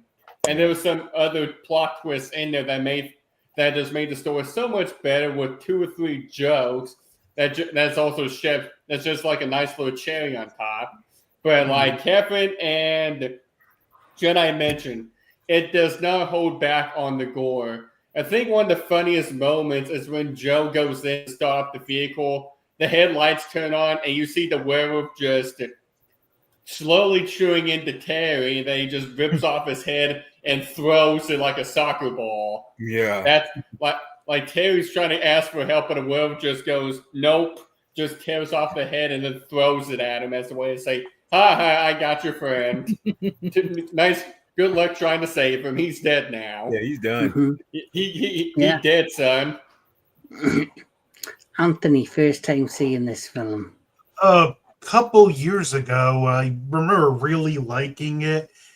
And to kind of keep on point with the previous 3 movies, if Werewolves was The Purge with werewolves, Late Phases was Gran Torino with werewolves, this one is Night of the Living Dead with werewolves. And it did it really well. Yeah. So the plot starts off with a couple that are suddenly attacked. Bad moon. Bad moon.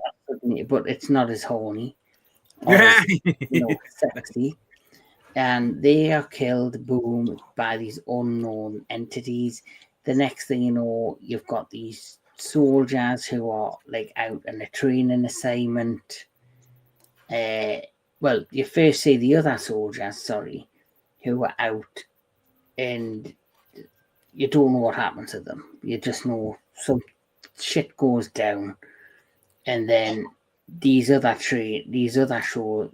soldiers out there, and they're on this trainer's assignment, and just like the first lot of soldiers, there's something out there. There's this vibe that something's going on. They don't have real bullets in the guns, and they're suddenly attacked by something, and then it's like a free for all, and they end up, like you see, in like this cottage in the woods. They basically barricade themselves in it, and like you say, it's them against whatever's out there. And you introduce the different characters throughout. So obviously these are the main soldiers. I love most of these guys. Does anyone have a particular favorite? The guy in the middle there. I've seen him before. I can't remember his name, but he was in. That's the guy who played the train driver in Howl. That's Sean Pertwee. Well, Tom Pertwee. That's what he is. He's Alfred in Gotham. But he was in Event Horizon too. That's the other thing. Yep. He played, The other thing is about that, like, so the scene where he's getting drunk when Cooper's trying to sew him up, that's real. Like, he's actually drunk. He literally hit the kid for real in that scene. But the thing is Marshall felt that it was so authentic that he didn't take it out. And the kid didn't take any offense to it. It was so funny because Drew's kid was like, "Come on, what are you doing, you pansy? Hit me!" And the kid just goes, like, he doesn't hold back either. He literally lets him have it. Yeah. Yeah, it's great. I love that. Mm-hmm. I just like how Megan goes, do I need to give you two some alone time? Yeah. Do you know that Sean Pertwee is the son of one of the original Doctor Who's? Really? Yes. Yeah, his father, I think, was the third Doctor. And his father, who plays one of the Doctor Who's, is a well-respected actor. He was a theatre actor as well as a television actor. So, of course, because of the respect behind his father, and obviously he himself is now a well-respected actor, but he's actually mentioned that he tried to pick roles that weren't similar to his dad because he didn't want to be typecast. Now that you mentioned that, I can see the resemblance. And I think he's pretty much carved himself out a pretty good career for himself on his own name. Whether he'll be remembered later down the line more than his father, who knows? But I personally think that Sean Pertwee is a great British actor. Yes. And is very much deserves as much respect as his dad has ever had. And I loved his dad. He deserves the flowers. Yeah, his dad was probably the first Doctor Who I saw as a kid, but I also remember his dad in a series called Wormel Gummidge, where he played a scarecrow that comes alive. It was a kids program, and it was a kids program that was funny, but also scared the living shit out of you when you had the evil scarecrow maker who had evil scarecrows. But that's a different story for a different time. But Anubis, I'll let you continue the plot so you get these training soldiers, because I know you love this film.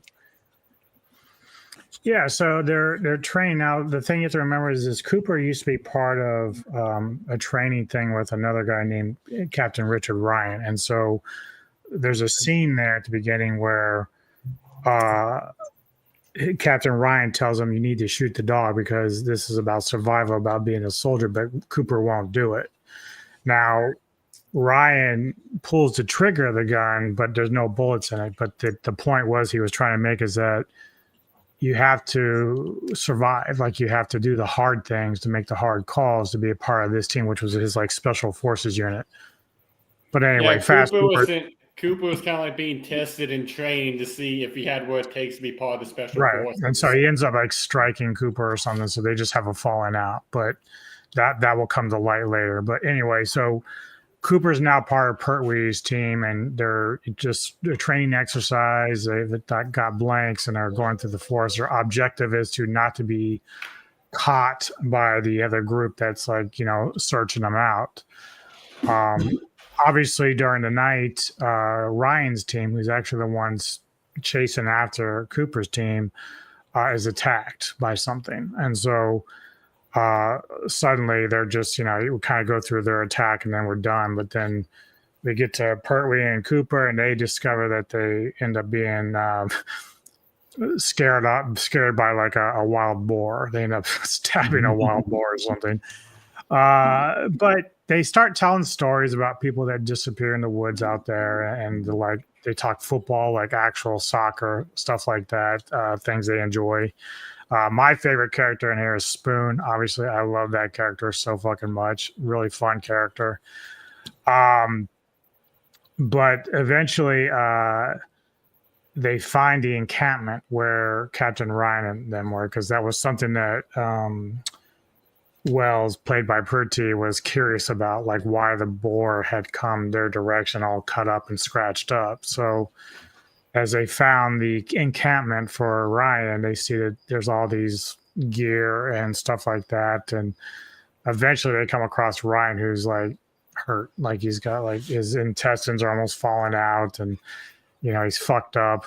So they tape him up as good as they can, but it wasn't long before they're attacked by the werewolves themselves. And so that begins this whole chase scene of, some of the soldiers just getting killed. Like the one dude, that was really kind of one of the coolest scenes. He's being chased and he runs into a fucking tree trunk that has like branches sticking out and impales himself. Yes. But he thinks like that's my day, like I'm just gonna die like this. But then you see in his eyes the werewolf come up and just like literally probably take his head off, which is so fucking cool. Can love I that. just say I was totally didn't know what to expect, because there was all this build up. You see him running, then you just see like something running, but you don't see it. You just see it from like the camera angle. I didn't know what the hell was going to happen. Then when you see him getting impaled, I thought, you stupid prick. And then I'm sitting there thinking, oh well. Yeah, then you hear the growl out of nowhere, and you're like, oh, there he goes. Yeah, but that's kind of like the interesting thing, because paranoia, or at least fear, will let you do like things you wouldn't normally do. Like you wouldn't think it out, like how do I avoid this creature? But he's so terrified at what he's seeing, he just runs right into it, not even thinking. Yeah, but for me, it starts off light-hearted, not light-hearted, but it starts off not as heavy, and then as it progresses, and then he gets killed, and then it starts to get the late nightfall, and they're stuck in the woods, and then you see other people going missing, and then they come across Megan, the character. They find him, and he's like, they end up going to the cottage, and he's trying to explain to them what's going on and what's happening, and they're like, are you fucking on drugs or whatever? They don't actually know what goes on. And then suddenly it gets to the point where, as they're talking, and people are kind of like confused and wondering what the hell's going on. That is when, of course, things begin to change, and that's where somebody reveals themselves to be a werewolf. Yeah, the funniest thing about that scene, I think I know what you're trying to mention. The funny thing about this, right before she turns, she goes, "It's that time of the month." Yes. Another thing I like. I was thinking, do I spoil that bit or not? Well, fuck it. It came out in 2002. Yeah, I mean that's like if you haven't seen it yet, that's your fault. Another thing I like comparing this to Night of the Living Dead, much like with Night of the Living Dead, what's going on in the house is almost a bigger threat than what's going on out of the house. Not only do we have certain people that aren't getting along, but we also have infected parties that are ticking time bombs. Yeah, like there was that scene to where, like, first off, they get the Sarge back upstairs because as the Sarge went to find that soldier that impaled himself, he ends up getting disemboweled by the werewolves. So they're like, we need to get him patched up immediately. And as soon as they super glued everything, got him put back together and everything, they go back downstairs. Later on, after Terry dies and Joe dies, they are already interrogating the captain because, like, he knows something we don't. There's a reason why he was out there. He wouldn't just be out if it was some training exercise. Something's going on here, and that's when Captain Ryan reveals, we have been told about some mysterious sightings of these creatures, and we wanted to capture them alive to see if we could weaponize them, like how you train dolphins. There was only supposed to be one. Yeah, and it's like, we want to train these like how you can train dolphins to put out mines in these waters or something. And then he goes like, well, funny thing, Captain Ryan, you seem to be feeling better when before you were taking on Dad's door. He goes, oh, well, I just feel good. It's like, really? Would you mind if we took a look at your wounds? Nope. He goes, well, they rip it open and you see he's completely healed where before he was like Anubis said, his guts were almost hanging out because he got torn open. Yes. And they're like, you literally sent us out here to die. And then that's when Captain Ryan starts to transform. I love that moment with Ryan too when he's looking at Cooper and he's like, monkey see, monkey do. And so he's transforming, but it makes you wonder about these lycanthropes as if they can actually resist. Like, it seems like each one of them can resist for a certain time period, or it seems like they can resist until a certain emotional factor triggers the transformation to pop off. Like with Ryan, it's like the more they agitate him, he just eventually just started to transform. Like, he's like, well, I can't hold this back any longer. Mm-hmm. Well, it could be also emotion. So, you know, sometimes you think about, and at least I do when I think about lycanthropes, and whether it's Underworld or any other kind of werewolf movie I've ever seen, like, so take the Howling, they can do it at will.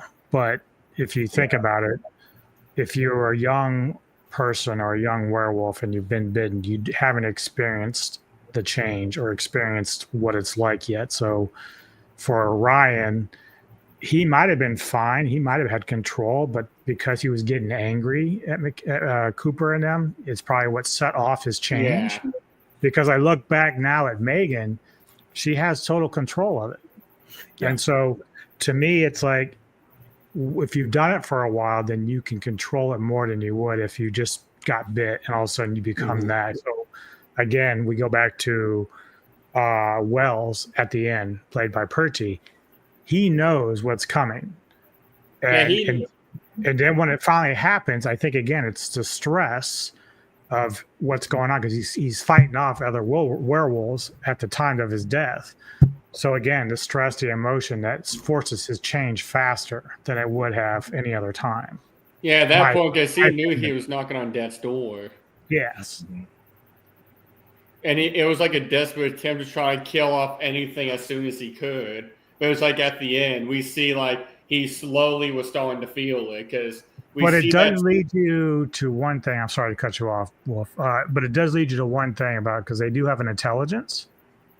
Yeah. So again, do we look at this kind of like the way we looked at werewolves, where even when Ryan changes, we see him later on, he recognizes Cooper like he does.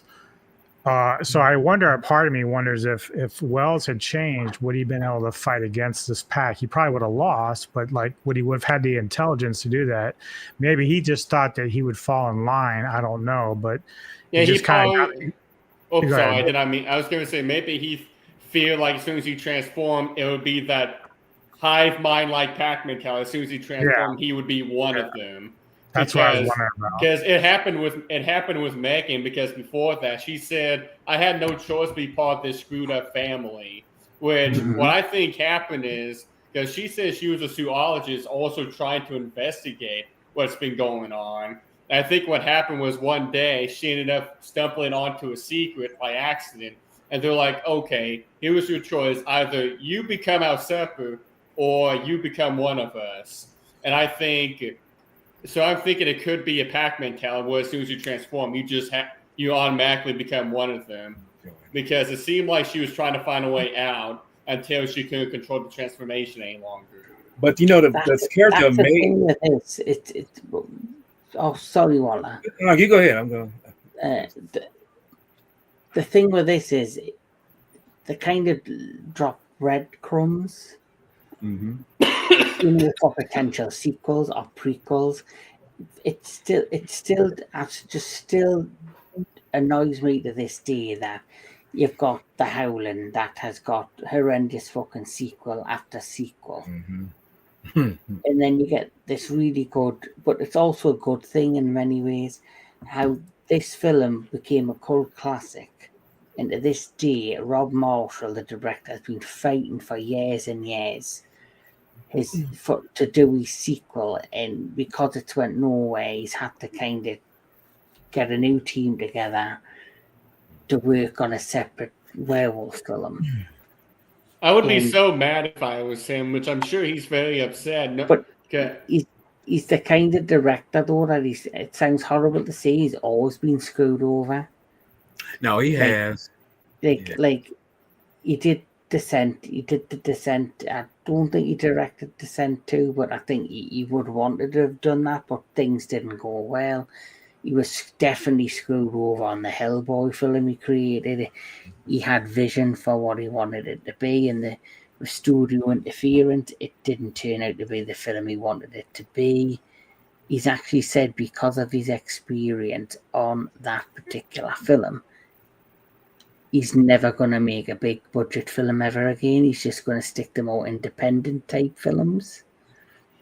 And that's probably why, because if he's being dicked over, then it means that he's losing control of the stuff, his vision of what he wants to do. Mhm. So, and a lot of times that happens with big mainstream stuff because the studio kind of dictates. They say, okay, we're going to give you this budget, but if we increase this budget to a certain thing, we have to get a return.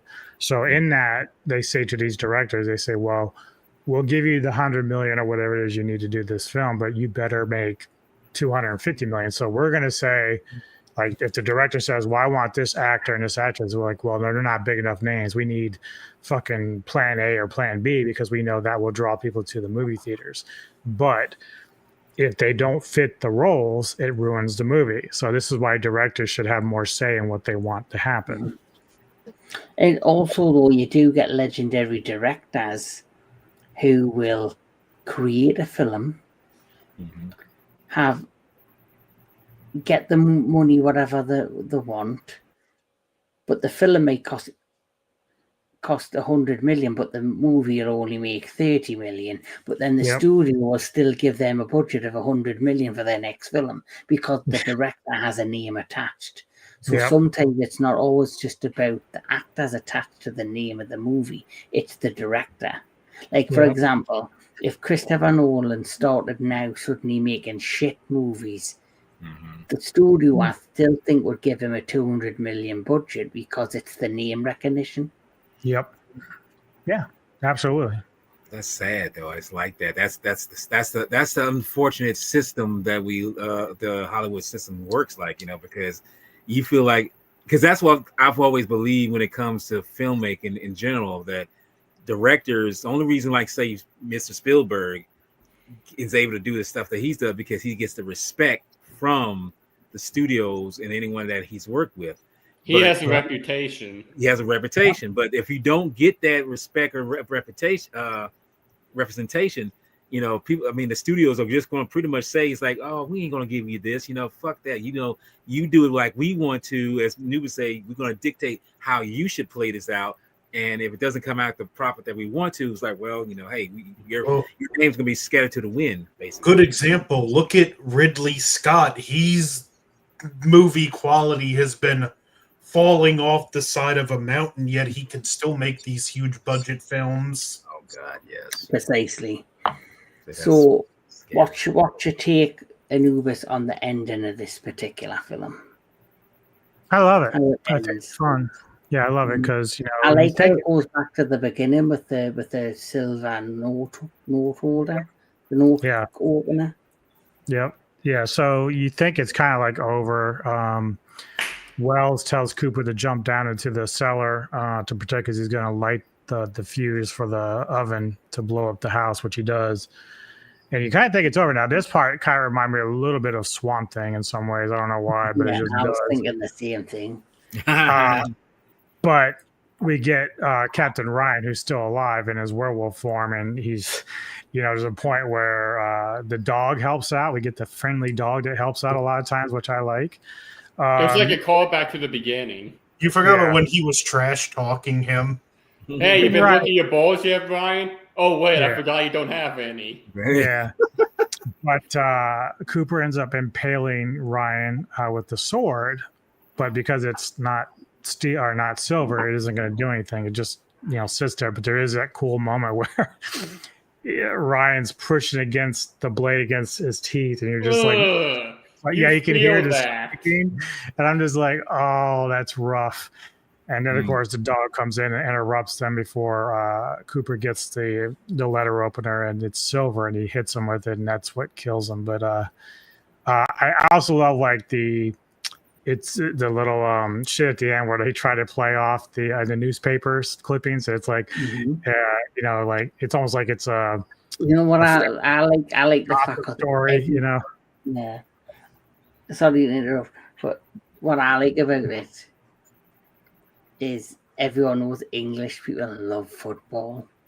Yeah, And it's like also a callback to Joe because that was like the biggest game of his life. So to finally Yeah. see that, it's like a good way to end it because it's like, hey, Joe would have been so happy to see that, but then it's also hilarious because they also put like myth and folklore at the bottom right hand corner, and it's like Werewolves ate my platoon.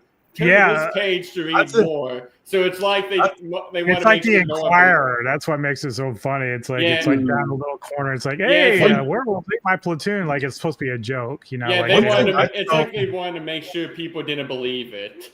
yeah. One thing Yeah. I thought what you mentioned with the football, I thought would have been like a funny dynamic is if everyone in the squad was a big football fan except for one of them, and he was a big rugby guy. Yeah. Yes, They would've rugby's ate him massive up in for the that. UK as well. You don't have rugby in the US, do you? But The here's closest we have is American football, but I know it's not 1-to-1. But I Yeah, will say- we have like lacrosse and stuff like that, but But I think one thing we need to not look over is the amazing moment with Spoon where he's literally taken on a werewolf by himself by all means necessary. Where he's literally beating the crap. At first, he's literally kickboxing with it. He's literally splashing water, throwing plates at it. Eventually, he almost kills it with a frying pan. Only Yes. to have the other one interfere and grab him. Then we get that classic Spoon line. I hope I give you the craps. Yes. Just overall, my opinion, one of the best werewolf films ever made. It's definitely up there. So, are we ready to do our rankings? Sure thing. I'm kind of So, afraid, but I mean, I'll be brave about it. I'm sure you're not petrified. Yes. Well, since you've said it, Jedi, you can start. Well, the roles of how you presented these films, I can pretty much say that they follow suit. Werewolves being the lowest, of course, and Dog Soldiers. make sure you give your ratings out of 10. So Okay, as well, since Werewolves is at the bottom, I'm going to give it a 2. Okay, whoa, I'm going to give it a 2. Sorry, it's down there. Okay, I'm gonna It's give it down a 10. A 10. I mean, it's kind of like what Anthony said. It's a skeleton of a good film embedded in this, but they pretty much shit on it. They did that. Okay, so just give me that. Now for Howl, way better film, and I can't say that. I can say to me, it's a very unique premise. You know, werewolves on a train, and you know how it's done, and maybe because it's set in Europe, maybe I think it gives a better feel. I mean, I do agree with the design of the werewolves. Well, off-putting werewolves. You know, they're like say mutant wise looking, Jamaicans. but yeah, mutant I wise. call them Urukai werewolves, you know, like out of Lord of the Rings. They look like the Urukai. They do, especially the guy one. You know, he does look like that ugly looking motherfucker. Yeah, again, it looks like Smeagol and an orc literally bang. No, it looks like an orc has raped fucking Gollum. And that was the trade that was given. And he probably liked it too. Never know. Exactly. But, there's another meaning to my precious now. But the rating I give for this one is about at least a 6.5. A 6.5 for this. Late phases, I will give this one, and like I say, it's next up, you know, because like I say, the orders is just what they are. One is worse, it gets better. Late phases. Late greats. Yeah, late rates. I would give this one I'll give this one an 8. I actually give this one an 8. I think it's like I say, it's. I was very pleasantly surprised. I mean, I did get very pleasantly surprised because I wasn't expecting to enjoy it as much as I did, But I mean, hey, when you get suggestions like this and they actually turn out to be decent, thank God, because I didn't want to waste my time. And of course, Dog Soldiers. Well, let's be honest. I mean, it's up there with American Werewolf. It's up there with the Howling. It's the first one, not 7. Not 7. I haven't seen 7, but I can already tell that 7 is going to be a delight for me. It's going to be your fucking favorite. I've got a funny feeling 7 will be If it does, I will let you know. I would say, well, the guys on this told me. Make sure you have nothing else to do. Okay, just make sure you have nothing else. That's what I'm talking about. I got to do what I've got nothing better to do. Walter, ends up being your in the gravy. Yes. Hey, Walter, ends up being your favorite. I hope there's dirt in your gumbo later. Okay, well, to round it up, Dog Soldiers is definitely a 9.9 for me because this film is one of those. It's like I say, I don't know why this film didn't get as much clarity as it did when it was first released, but I guess that shows like the thing. It's a cult classic now. Yeah, it's a cult classic. It takes time. It's like a fine wine. It takes time to really gain momentum, and well, here it is. We're talking about it. It's the first one. It's the best one. So yeah. Anthony Jordan. Haven't seen Werewolves, but coming in at third place, Howl with a 7.5. Solid film. Another one I definitely plan on getting, but it has its problems. And here's where I'm going to be controversial. Second place, Dog Soldiers. Don't get me wrong. I love the film. Don't get me wrong. But I also compared it to Night of the Living Dead. And like the original Night of the Living Dead, there's a few places where this film just drags for me. What, Dog Soldiers? Really? Hey, it drags for me in a couple places, but I'm still giving it like a high 8.9. Do you want to see the elite in Anubis? No, it's okay. Right. Anubis almost broke. I'm concerned for him because I know it's number 1 now. I'm just very concerned. That's all. And number 1, Late Phases, which I did not know what to expect going into this film. What I got was the last thing I had actually expected, but it was the one where I was the most invested in the story, the most invested in the characters, and even just little things like how well the lead actor actually portrayed being blind, which is not an easy thing to do. Because like when you look, and even when he talks, he's never looking at the person he talks.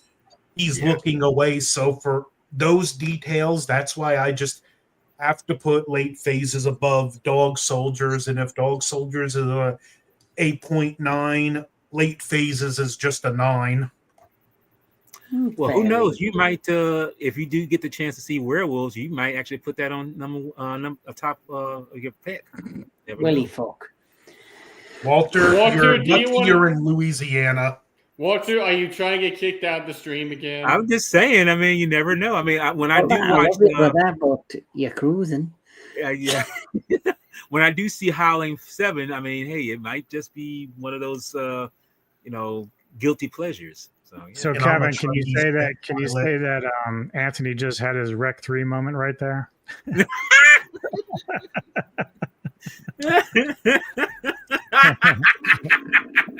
Not quite. He nailed it. No, because actually, I do like beans. Yes, I know. Big Bad Wolf. So I will say, thinking about everything, I will have to go with Werewolves I will have to give Werewolves a 6.5 out of 10 as well, just because the story was good on paper. It was very poorly executed. There could have been a lot of different ways they could have approached it, but never did. The werewolf design I had no issues with, besides the fact it looked like Razor from TMNT 2. Which, for those of you that don't know, Razor is the mutant wolf in TMNT 2, and it looks exactly like the werewolf design. Mm-hmm. And so coming in with Howl, I'll give Howl a 7 out of 10. The atmosphere was great. The story was slightly better.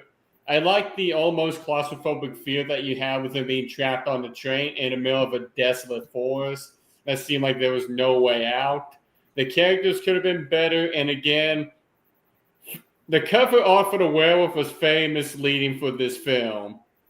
Mm-hmm. And then with Light Phases, I will give it an 8.5 out of 10. The story was great. The fact that they decided to have a blind person be the lead character was a very bold choice. But I think what helped it was they picked a good actor to do it. Now I'm not going to act like I have knowledge on this actor. I do not. But obviously you can tell just by how he is in the film that he knew what he was doing. I wouldn't be surprised if he actually asked for advice for someone who is blind or with someone who's worked with blind people on what can I do to help portray a blind person that doesn't have any assistance and has to do everything by themselves without, say, a dog to help them on the way. And again, what kind of throws it off for me is the werewolf design for this film. Now, Dog Soldiers. First off, shouldn't be surprised. Dog Soldiers is a 9 out of 10 for me. Literally in my top 3 werewolf films of all time with Howling and American Werewolf in London. The werewolf design was great. Neil Marshall. So fun fact, Neil Marshall had ballet dancers portray the werewolves because it gave him more of that. It helped give him some elegance, which helped make the werewolves more terrifying and creepy. The design was great. As again, we see the ironic thing is I realized this a few days ago. The werewolves design is based off of Scottish and Irish folklore monsters, the Wolfens, which are pretty much creatures with human bodies but a wolf head. But the ironic thing is, Wolfens are actually friendly creatures compared to the werewolves in this film. And again, the fact that he was able to get Liam Cunningham, Kevin McKidd, and Sean Pertwee in the same film, British actors. It makes me wonder of what the budget was, because to get those British actors in there, that could not have been cheap. Mm-hmm. And I don't know, because they're still not like the biggest names in Hollywood. So despite their success, like at that time, we're talking 2002, none of them were really known names, really outside of Pertwee. Like I didn't know Cunningham at all. But the thing is, though, I know it's made by a studio, but it's like the best of British. Like they were known on television for different roles they had done in sitcoms and television drama, so they were respected in the UK. And this is more or less a UK-based horror movie, which obviously has made traction and became a cult classic around the world as a really decent werewolf film. So, and Neil Marshall, the director, when he created this film, he had a certain budget, but he had complete freedom to make it his vision. Well, and then, but I'm sorry, Kevin. Just want to tell you, the budget on this thing was like £3 million, which is roughly $4 million in the United States. So he was working with a very low budget, but he gave you some incredible, If you think about if you look at say for example Gareth Edwards, who was another well-known British filmmaker who worked and did. Before he did films, he was making television adverts in the UK. Okay. And then when he decided, guess what, I'm going to make my first movie, he created Monsters. The first gig he got after Monsters, guess what? Godzilla 2014. Oh, Godzilla. So at the end of the day, it just really depends on the time, the place, sometimes with the time and, being in the right time at the right place. Sometimes if a studio executive says, oh, well, this guy can make an amazing movie on a medium budget and make how much money, we're going to give them a shot at a bigger film with a bigger budget. And if you look at most of the directors who directed the Monsterverse films, they're pretty much unknown directors. And look at the budget they're getting and the movies they're making. It's like, just give them a chance. You never know. I mean, they might able to give out shit out of Jim if they can. I generally feel like these younger directors, they're given these budgets. Yes, they'll make a movie their way, but I think they do succumb to studio interference. Interference, where Neil Marshall was always against it. So to add more to that, I mean, Neil Marshall really found a way to make 4 million work, and we got was probably one of the best werewolf films ever made. That that it's literally inspired. It literally changed the paradigm how you can do, because what we know about the norm with werewolves is massive or bulky, hairy beasts that look like, with wolf-like traits. Was this? He made them incredibly tall and lanky, which made them look, even though they were pretty. How do I say this without saying the word bad? You know what? I would say he made them very beast. They're like very amazing with how they reacted. I mean, one thing that was also funny was how intelligent they were. Like, even though they were in wolf form, one was able to grab a shotgun and use it as if they were a human. And I mean, the Dog Soldiers would inspire me to make my werewolf design for a novel I plan to do. Because I realized he did something that worked, and that was what he made was he gave him still human-like skin, but super lanky, gave him a more grotesque look. And that's something I'm trying to incorporate into my design while doing something different. But see, that design kind of works, though. That's yeah. I have to say, I think out of all the designs you've created, I would say this one, and I think this one's the best. Well, thank you. It's all the same design, but I definitely like that image the best, just because I agree with Kevin. It helps it pop out more.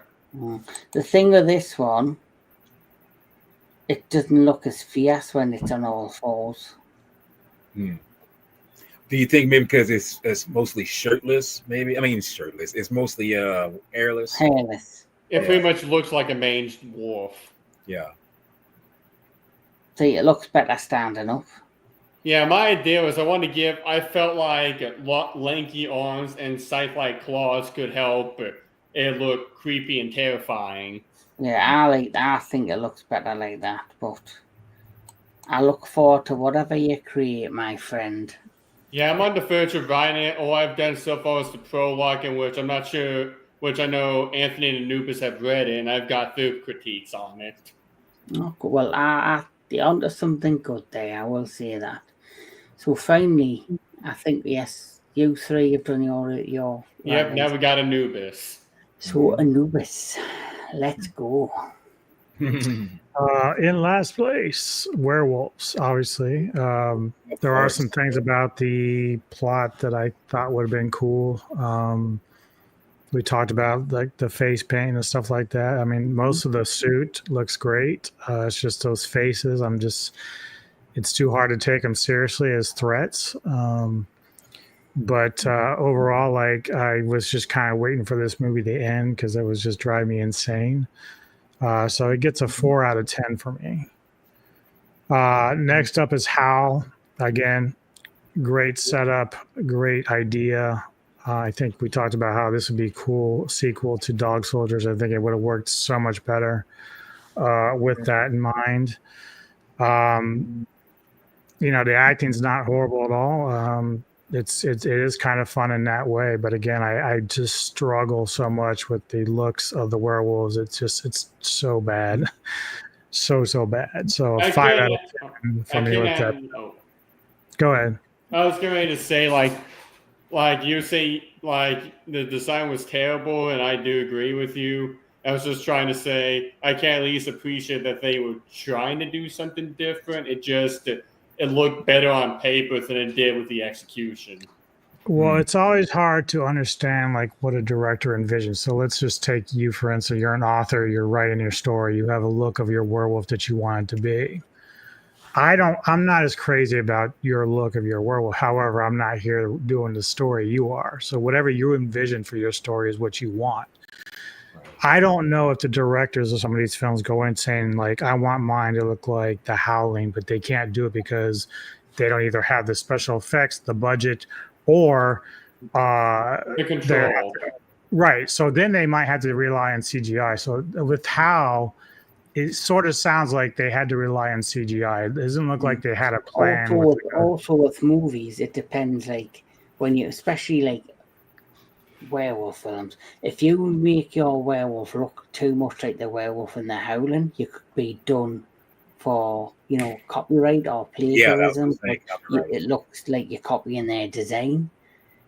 So I don't know if that's really a case because look at Bad Moon. Well, yeah, I see. I don't think people make too much of an issue with that. I mean, I suppose that, let's say Rick Baker, or who was the guy that Botto that did it for Howling? Yeah, Rob Bottin. Rob Bottin.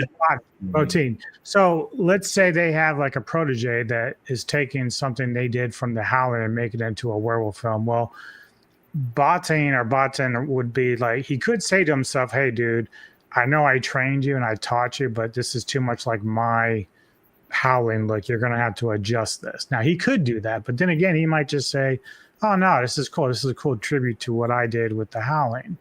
I've never seen a case where someone's like really complained about special effects design, other than it feels like so blatant that it was like ridiculous, right? But either way, the idea is that with how it looks like, even if they went with like a different idea, it just doesn't really resonate with me. But the story's great. I like the story. I like what they try to do with it. But at the end of the day, I'm just very picky about the werewolves that I like in my films, and so it only gets like a 5 out of 10 for me with that. That makes sense. Now, with late phases, this one would have been much lower initially until I rewatched it. Again, the werewolves aren't horrible. Again, we just have issues with the faces a little bit. The suits look okay. There is a kind of cool thing where they're running on 4, so they're doing a bit of both bipedal type stuff going on. Story's amazing. It actually hits you harder now, but I have some issues with the ending because while I like the fact that the dad died just on his own terms, I'm like, you got fucking bit. Those women turned very fast after being bit. So I'm wondering why he didn't turn. So there's a little bit of a question mark there for me with that. I expected him, because I'd forgotten how I'd seen it before. I expected him to kind of eat a bullet, but I couldn't remember if that's what happened or not. So I do like the ending, though. I do like the story. It's a very good story. I like the dog, all that stuff. So what normally probably would have been like a 4 out of 10, this is now a 7 out of 10 with this film. And of course, we lead us to Dog Soldiers, which is number 3 on my all-time werewolves list. It's 10 out of 10. It's not lower than that for me. It's too much fun. Great looks, great fun, great cast. Yeah, that's where I'm at with that. Okay. So my order is the order that we've done the conversations in. So, of course, the Purge 7 Werewolves. That gets a 4 out of 10.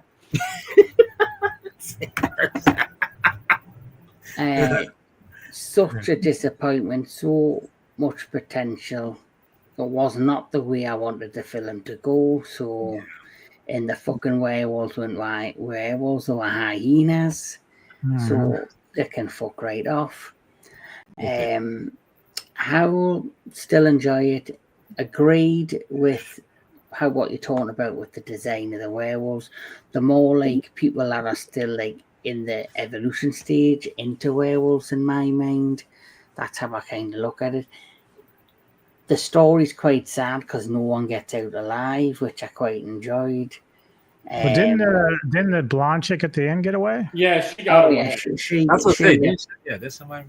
oh yeah, she get to it. 'cause That's she's got basically the guy sacrificed himself so that she can run away or whatever. she's got his name badge in her hand when she Yeah. walks onto the platform. I forgot about that. But I still enjoy it. For me, it's a 7 out of 10. Late Phases is number 2. Always gonna love this movie. It's just something about it appeals to me. It's up there with Silver Bullet for me. I'm gonna give that a 8 out of 10. And 10s across the board for Dog Soldiers. Nothing's gonna beat it. It's just a true British culture, legendary film for me. It really is. It's right up there with, like, say, Get Carter for me.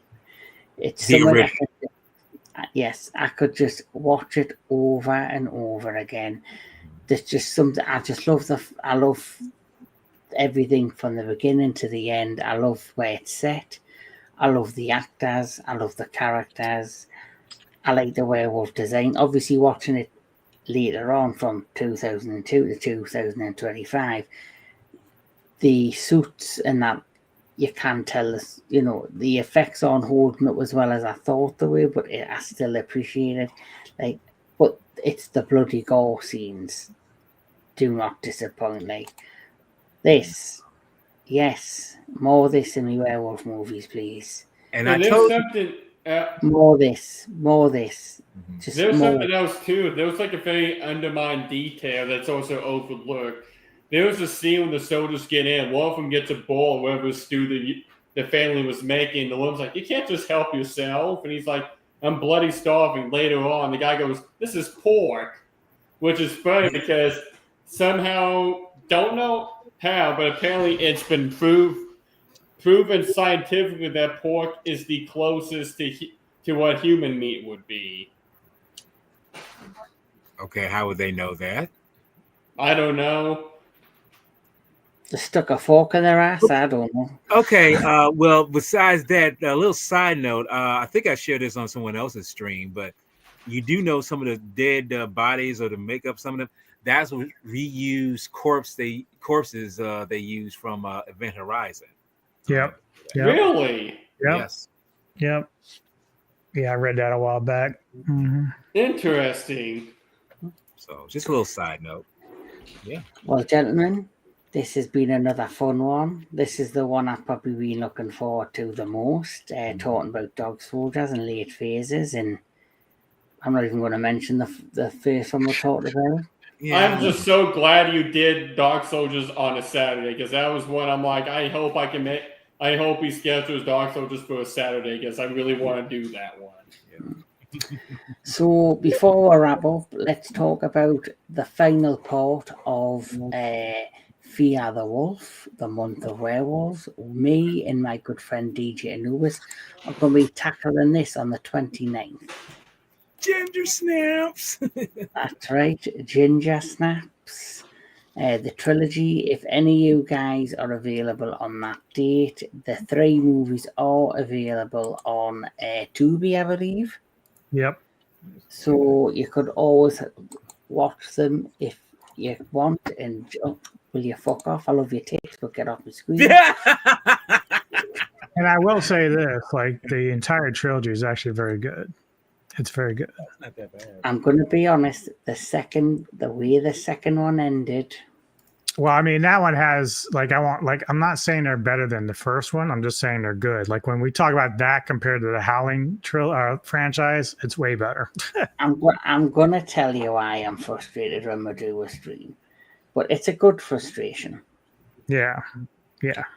But if you wait, it won't be live. We will be doing a recording that day, and I will release it later that night, or I potentially may keep it for Halloween and do a time premiere, just for some people to pop off on Halloween. Yeah. I'm also going to be doing my top 10 werewolf movies. I thought you had done that. Me and Anubis did a top 5, but now that I've watched more werewolf films than I've ever seen, Now he's caught up. He's gotten very indulgent into the wolf world. Now he's like, you've seen top 3, you've seen top 5, but have you seen top 10? Mm-hmm. There you go. Top 10 titties. I mean, Hopefully, Devour comes out near the end of this month. I've seen some of this behind the scenes with that wolf. It looks good. Yeah, I just need to know what streaming service it's coming out on, because I want to see this day one as soon as I can. But I still want to see that Wolf Moon Rising. Did you ever get a chance to check out that trailer, Kevin? Wolf Moon Rising. I didn't know what the fuck I was watching. Wolf Moon. You said Wolf Moon Rising? Yep. You're gonna have a hard time finding it, but it's a werewolves in space. It looks good. What? Oh, come on now. Okay. Wait, what about that found footage one that's supposed to be coming out this year too? What was the one you just talked about before the Devour? But that's also with vampires. So there's a vampires and werewolves in that. Oh, well, I've got to watch that. And I'll tell you this, Kevin, the werewolves are a mix between the Howling and Dark Soldiers werewolves. Ooh. In appearance, I should say, in appearance. Well, Anubis, when that comes out, if we'll all watch it, we'll all need to do a live review on that. We will do a watch party. This time it will be a watch party. Mm-hmm. Yes, Ulvin.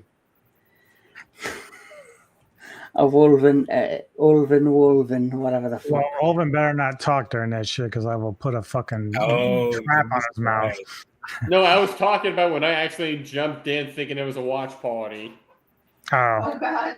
Yeah, well, you were half naked. That helped a lot. Hey, I at least had pants on. Thank fucking Christ. Yeah. Don't tip me. I've been banned from YouTube at that point. Don't tip me, Anubis. I will come on there naked on purpose one day. Hey, why don't we do that all together? One day come on stream and just be butt ass naked in our birthday suits, and you guys can have fun with that by yourselves. Oh no, but Anthony, you can actually do that and just put on your Jason mask. That would be funny. Yes. Yeah. Hey, what's more terrifying than Jason? Jason naked. It's true. Oh, God. I'll give you what's more terrifying than Jason. DJ News, what's coming up on the Metal Tavern Radio? Well, so we're going to be doing a Nightmare on Elm Street on Silver Screen Savants tonight on Elvin's channel with Neko, and I believe Anthony's there as well. We're pushing it another hour, so it'll be at 9 p.m. our time, Anthony, because we're running late here. But that's still going to get done. Tomorrow, Neko and I are doing the next rated R for rom-com. She's forced me to watch Crazy Stupid Love, so I'm going to be giving my thoughts on that film as well as her. And then for my Ghouls pick this coming week, I've chosen Terrifier 3. We're choosing that to review. But since after that, I haven't really thought too much ahead of that, so I have to fill in the blanks. One must love you for that choice. Yeah, when I told him, he was shaking his head like, fuck me. Oh, God. Okay. Yes. And, of course, Mr. Jedi Granville, what is coming to your Jedi Granville Productions? Okay, well, first off, the rest of this month, I don't have anything, but I will be joining with a good friend of mine, Autistic Lizards, and we're going to be discussing the 1990 film, The Mummy. We're going to do a review with, and just as a side note, I don't know if a certain party is going to be joining us, but if he does, so be it. But that's beside the point. But on my channel, my personal channel, I will be doing in a week, like say, I think 2 weeks from now, I will be doing the 40th anniversary retrospective of To Live and Die in LA. And I think, Anubis, you probably will be joining me for that. Yes. Yep. It's going to be set on a Sunday because I say, if I really want to get this, out there. I want some people to really interact and talk about it because this Yeah, film is one of those underrated films. I don't think it gets enough juice as it does. very And underrated. yes, and also this is something that was inspired by Mr. Gingerman. I'm going to be, yes, believe it or not, I am going to do my favorite movie explosions part 2 because the first one I enjoyed so much. You had said like you ought to do another one. It's like I don't know, and then I thought to myself, why not? Because I love explosions. So you will be seeing that in the coming month. So You love exploding, do you? I love exploding. Yes, more ways than one. Oh Lord. But but no, I just thought you said my top 10 explosions in film. I thought, well, there's got to be more than top 10. Yes, So you've got to do another one. I'm going to do another one. Yes. Yeah. Big Bad Wolf, I know you've got your gaming channel. What's coming up on that one? So unfortunately, I have no content coming out next week, but hopefully if we can all make it, I should be gaming with Anubis, Alzilla on Thursday, where we'll be doing more of the co-op horror game Death Ground, which is pretty much Alien Isolation Outlast with dinosaurs, in which I'll record that and hopefully get that ready for not this Tuesday, but the next Tuesday. Mm-hmm. And then, of course, as we mentioned, that novel I'm planning on writing. I plan to try to, once I get out that writer's block, find a way to get that written, because I have a very good idea for the premise now, which I have discussed with DJ Anubis and Anthony. Nice. So, my good friend Anthony Jordan, what is coming up on your channel? Well, for the last 6 days of this month for my channel's Montober event, I actually have a video set to premiere every day. But 2 in particular I want to talk about because I'm starting to get more into storytelling. One is like a hypothetical. If I were to be given the reins and remake Halloween 1 and 2, what would I do? How would I do it differently? And just to tease, Laurie Strode gets killed off partway through this, and we're going to have a new main character. I wanted to do some things to shake up the story while still staying relatively true to what the first 2 were. And my other one, the day before Halloween, my original story, The Wolf Stalks Grizzly Country, premieres, which is a story about 3 friends that go camping deep woods grizzly country, and they have an encounter with a werewolf, and only one survives. See, that look, when I seen the title and the picture you've created, it immediately grabbed my attention. So I'm very much looking forward to that, and good luck with that one. What picture? It's the same one that's that picture there. Oh, okay. Oh, this profile pic. His avatar picture, yeah. Ah, But okay. yeah, good luck with that, Anthony. Hopefully, I hope it does well for you. And I think it's really interesting that we've got 2 people here that are coming up with, that are you know, being very creative, are really working on pushing, a great, hopefully werewolf story out there for everyone to enjoy. That video, it took me like between recording, editing, and the sound effects. That was like a project that took over a week to complete. What did you have to edit? Do you have like pictures in there to help depict each scene? I have one static image that plays over the story, and I recorded it in segments, so I just had to paste them in, but I wanted to enhance the production quality a little, so I added sound effects. Like, I know with what you've studied, you're familiar with the phenomenon in the woods known as the silence, right? Yeah. Yeah. Well, I have a point where the character experiences that, so I have a sound effect of just ambient wood forest sound effects. And when he encounters the silence, I actually cut the soundtrack and pick it back up when it starts up again.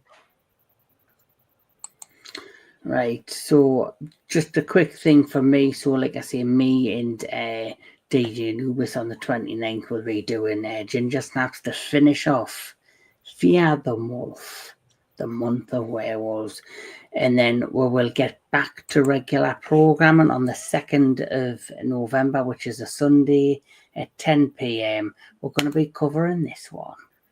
Oh yeah, This will be a fun one. this Yes. will be a fun one. So that's all I've got planned for now. I do have my schedules ready for the rest of the month in December, but we'll talk more about that closer to time. But as for tonight, thank you, gentlemen, as always, for joining me. It's been a blast. It's nice to see different people's opinions on these classic films, or good or bad or indifferent. It's nice that we all had an opinion. But as always, keep looking up at the sky, keep looking at the full moon, and watch what's behind you. Take care, everybody.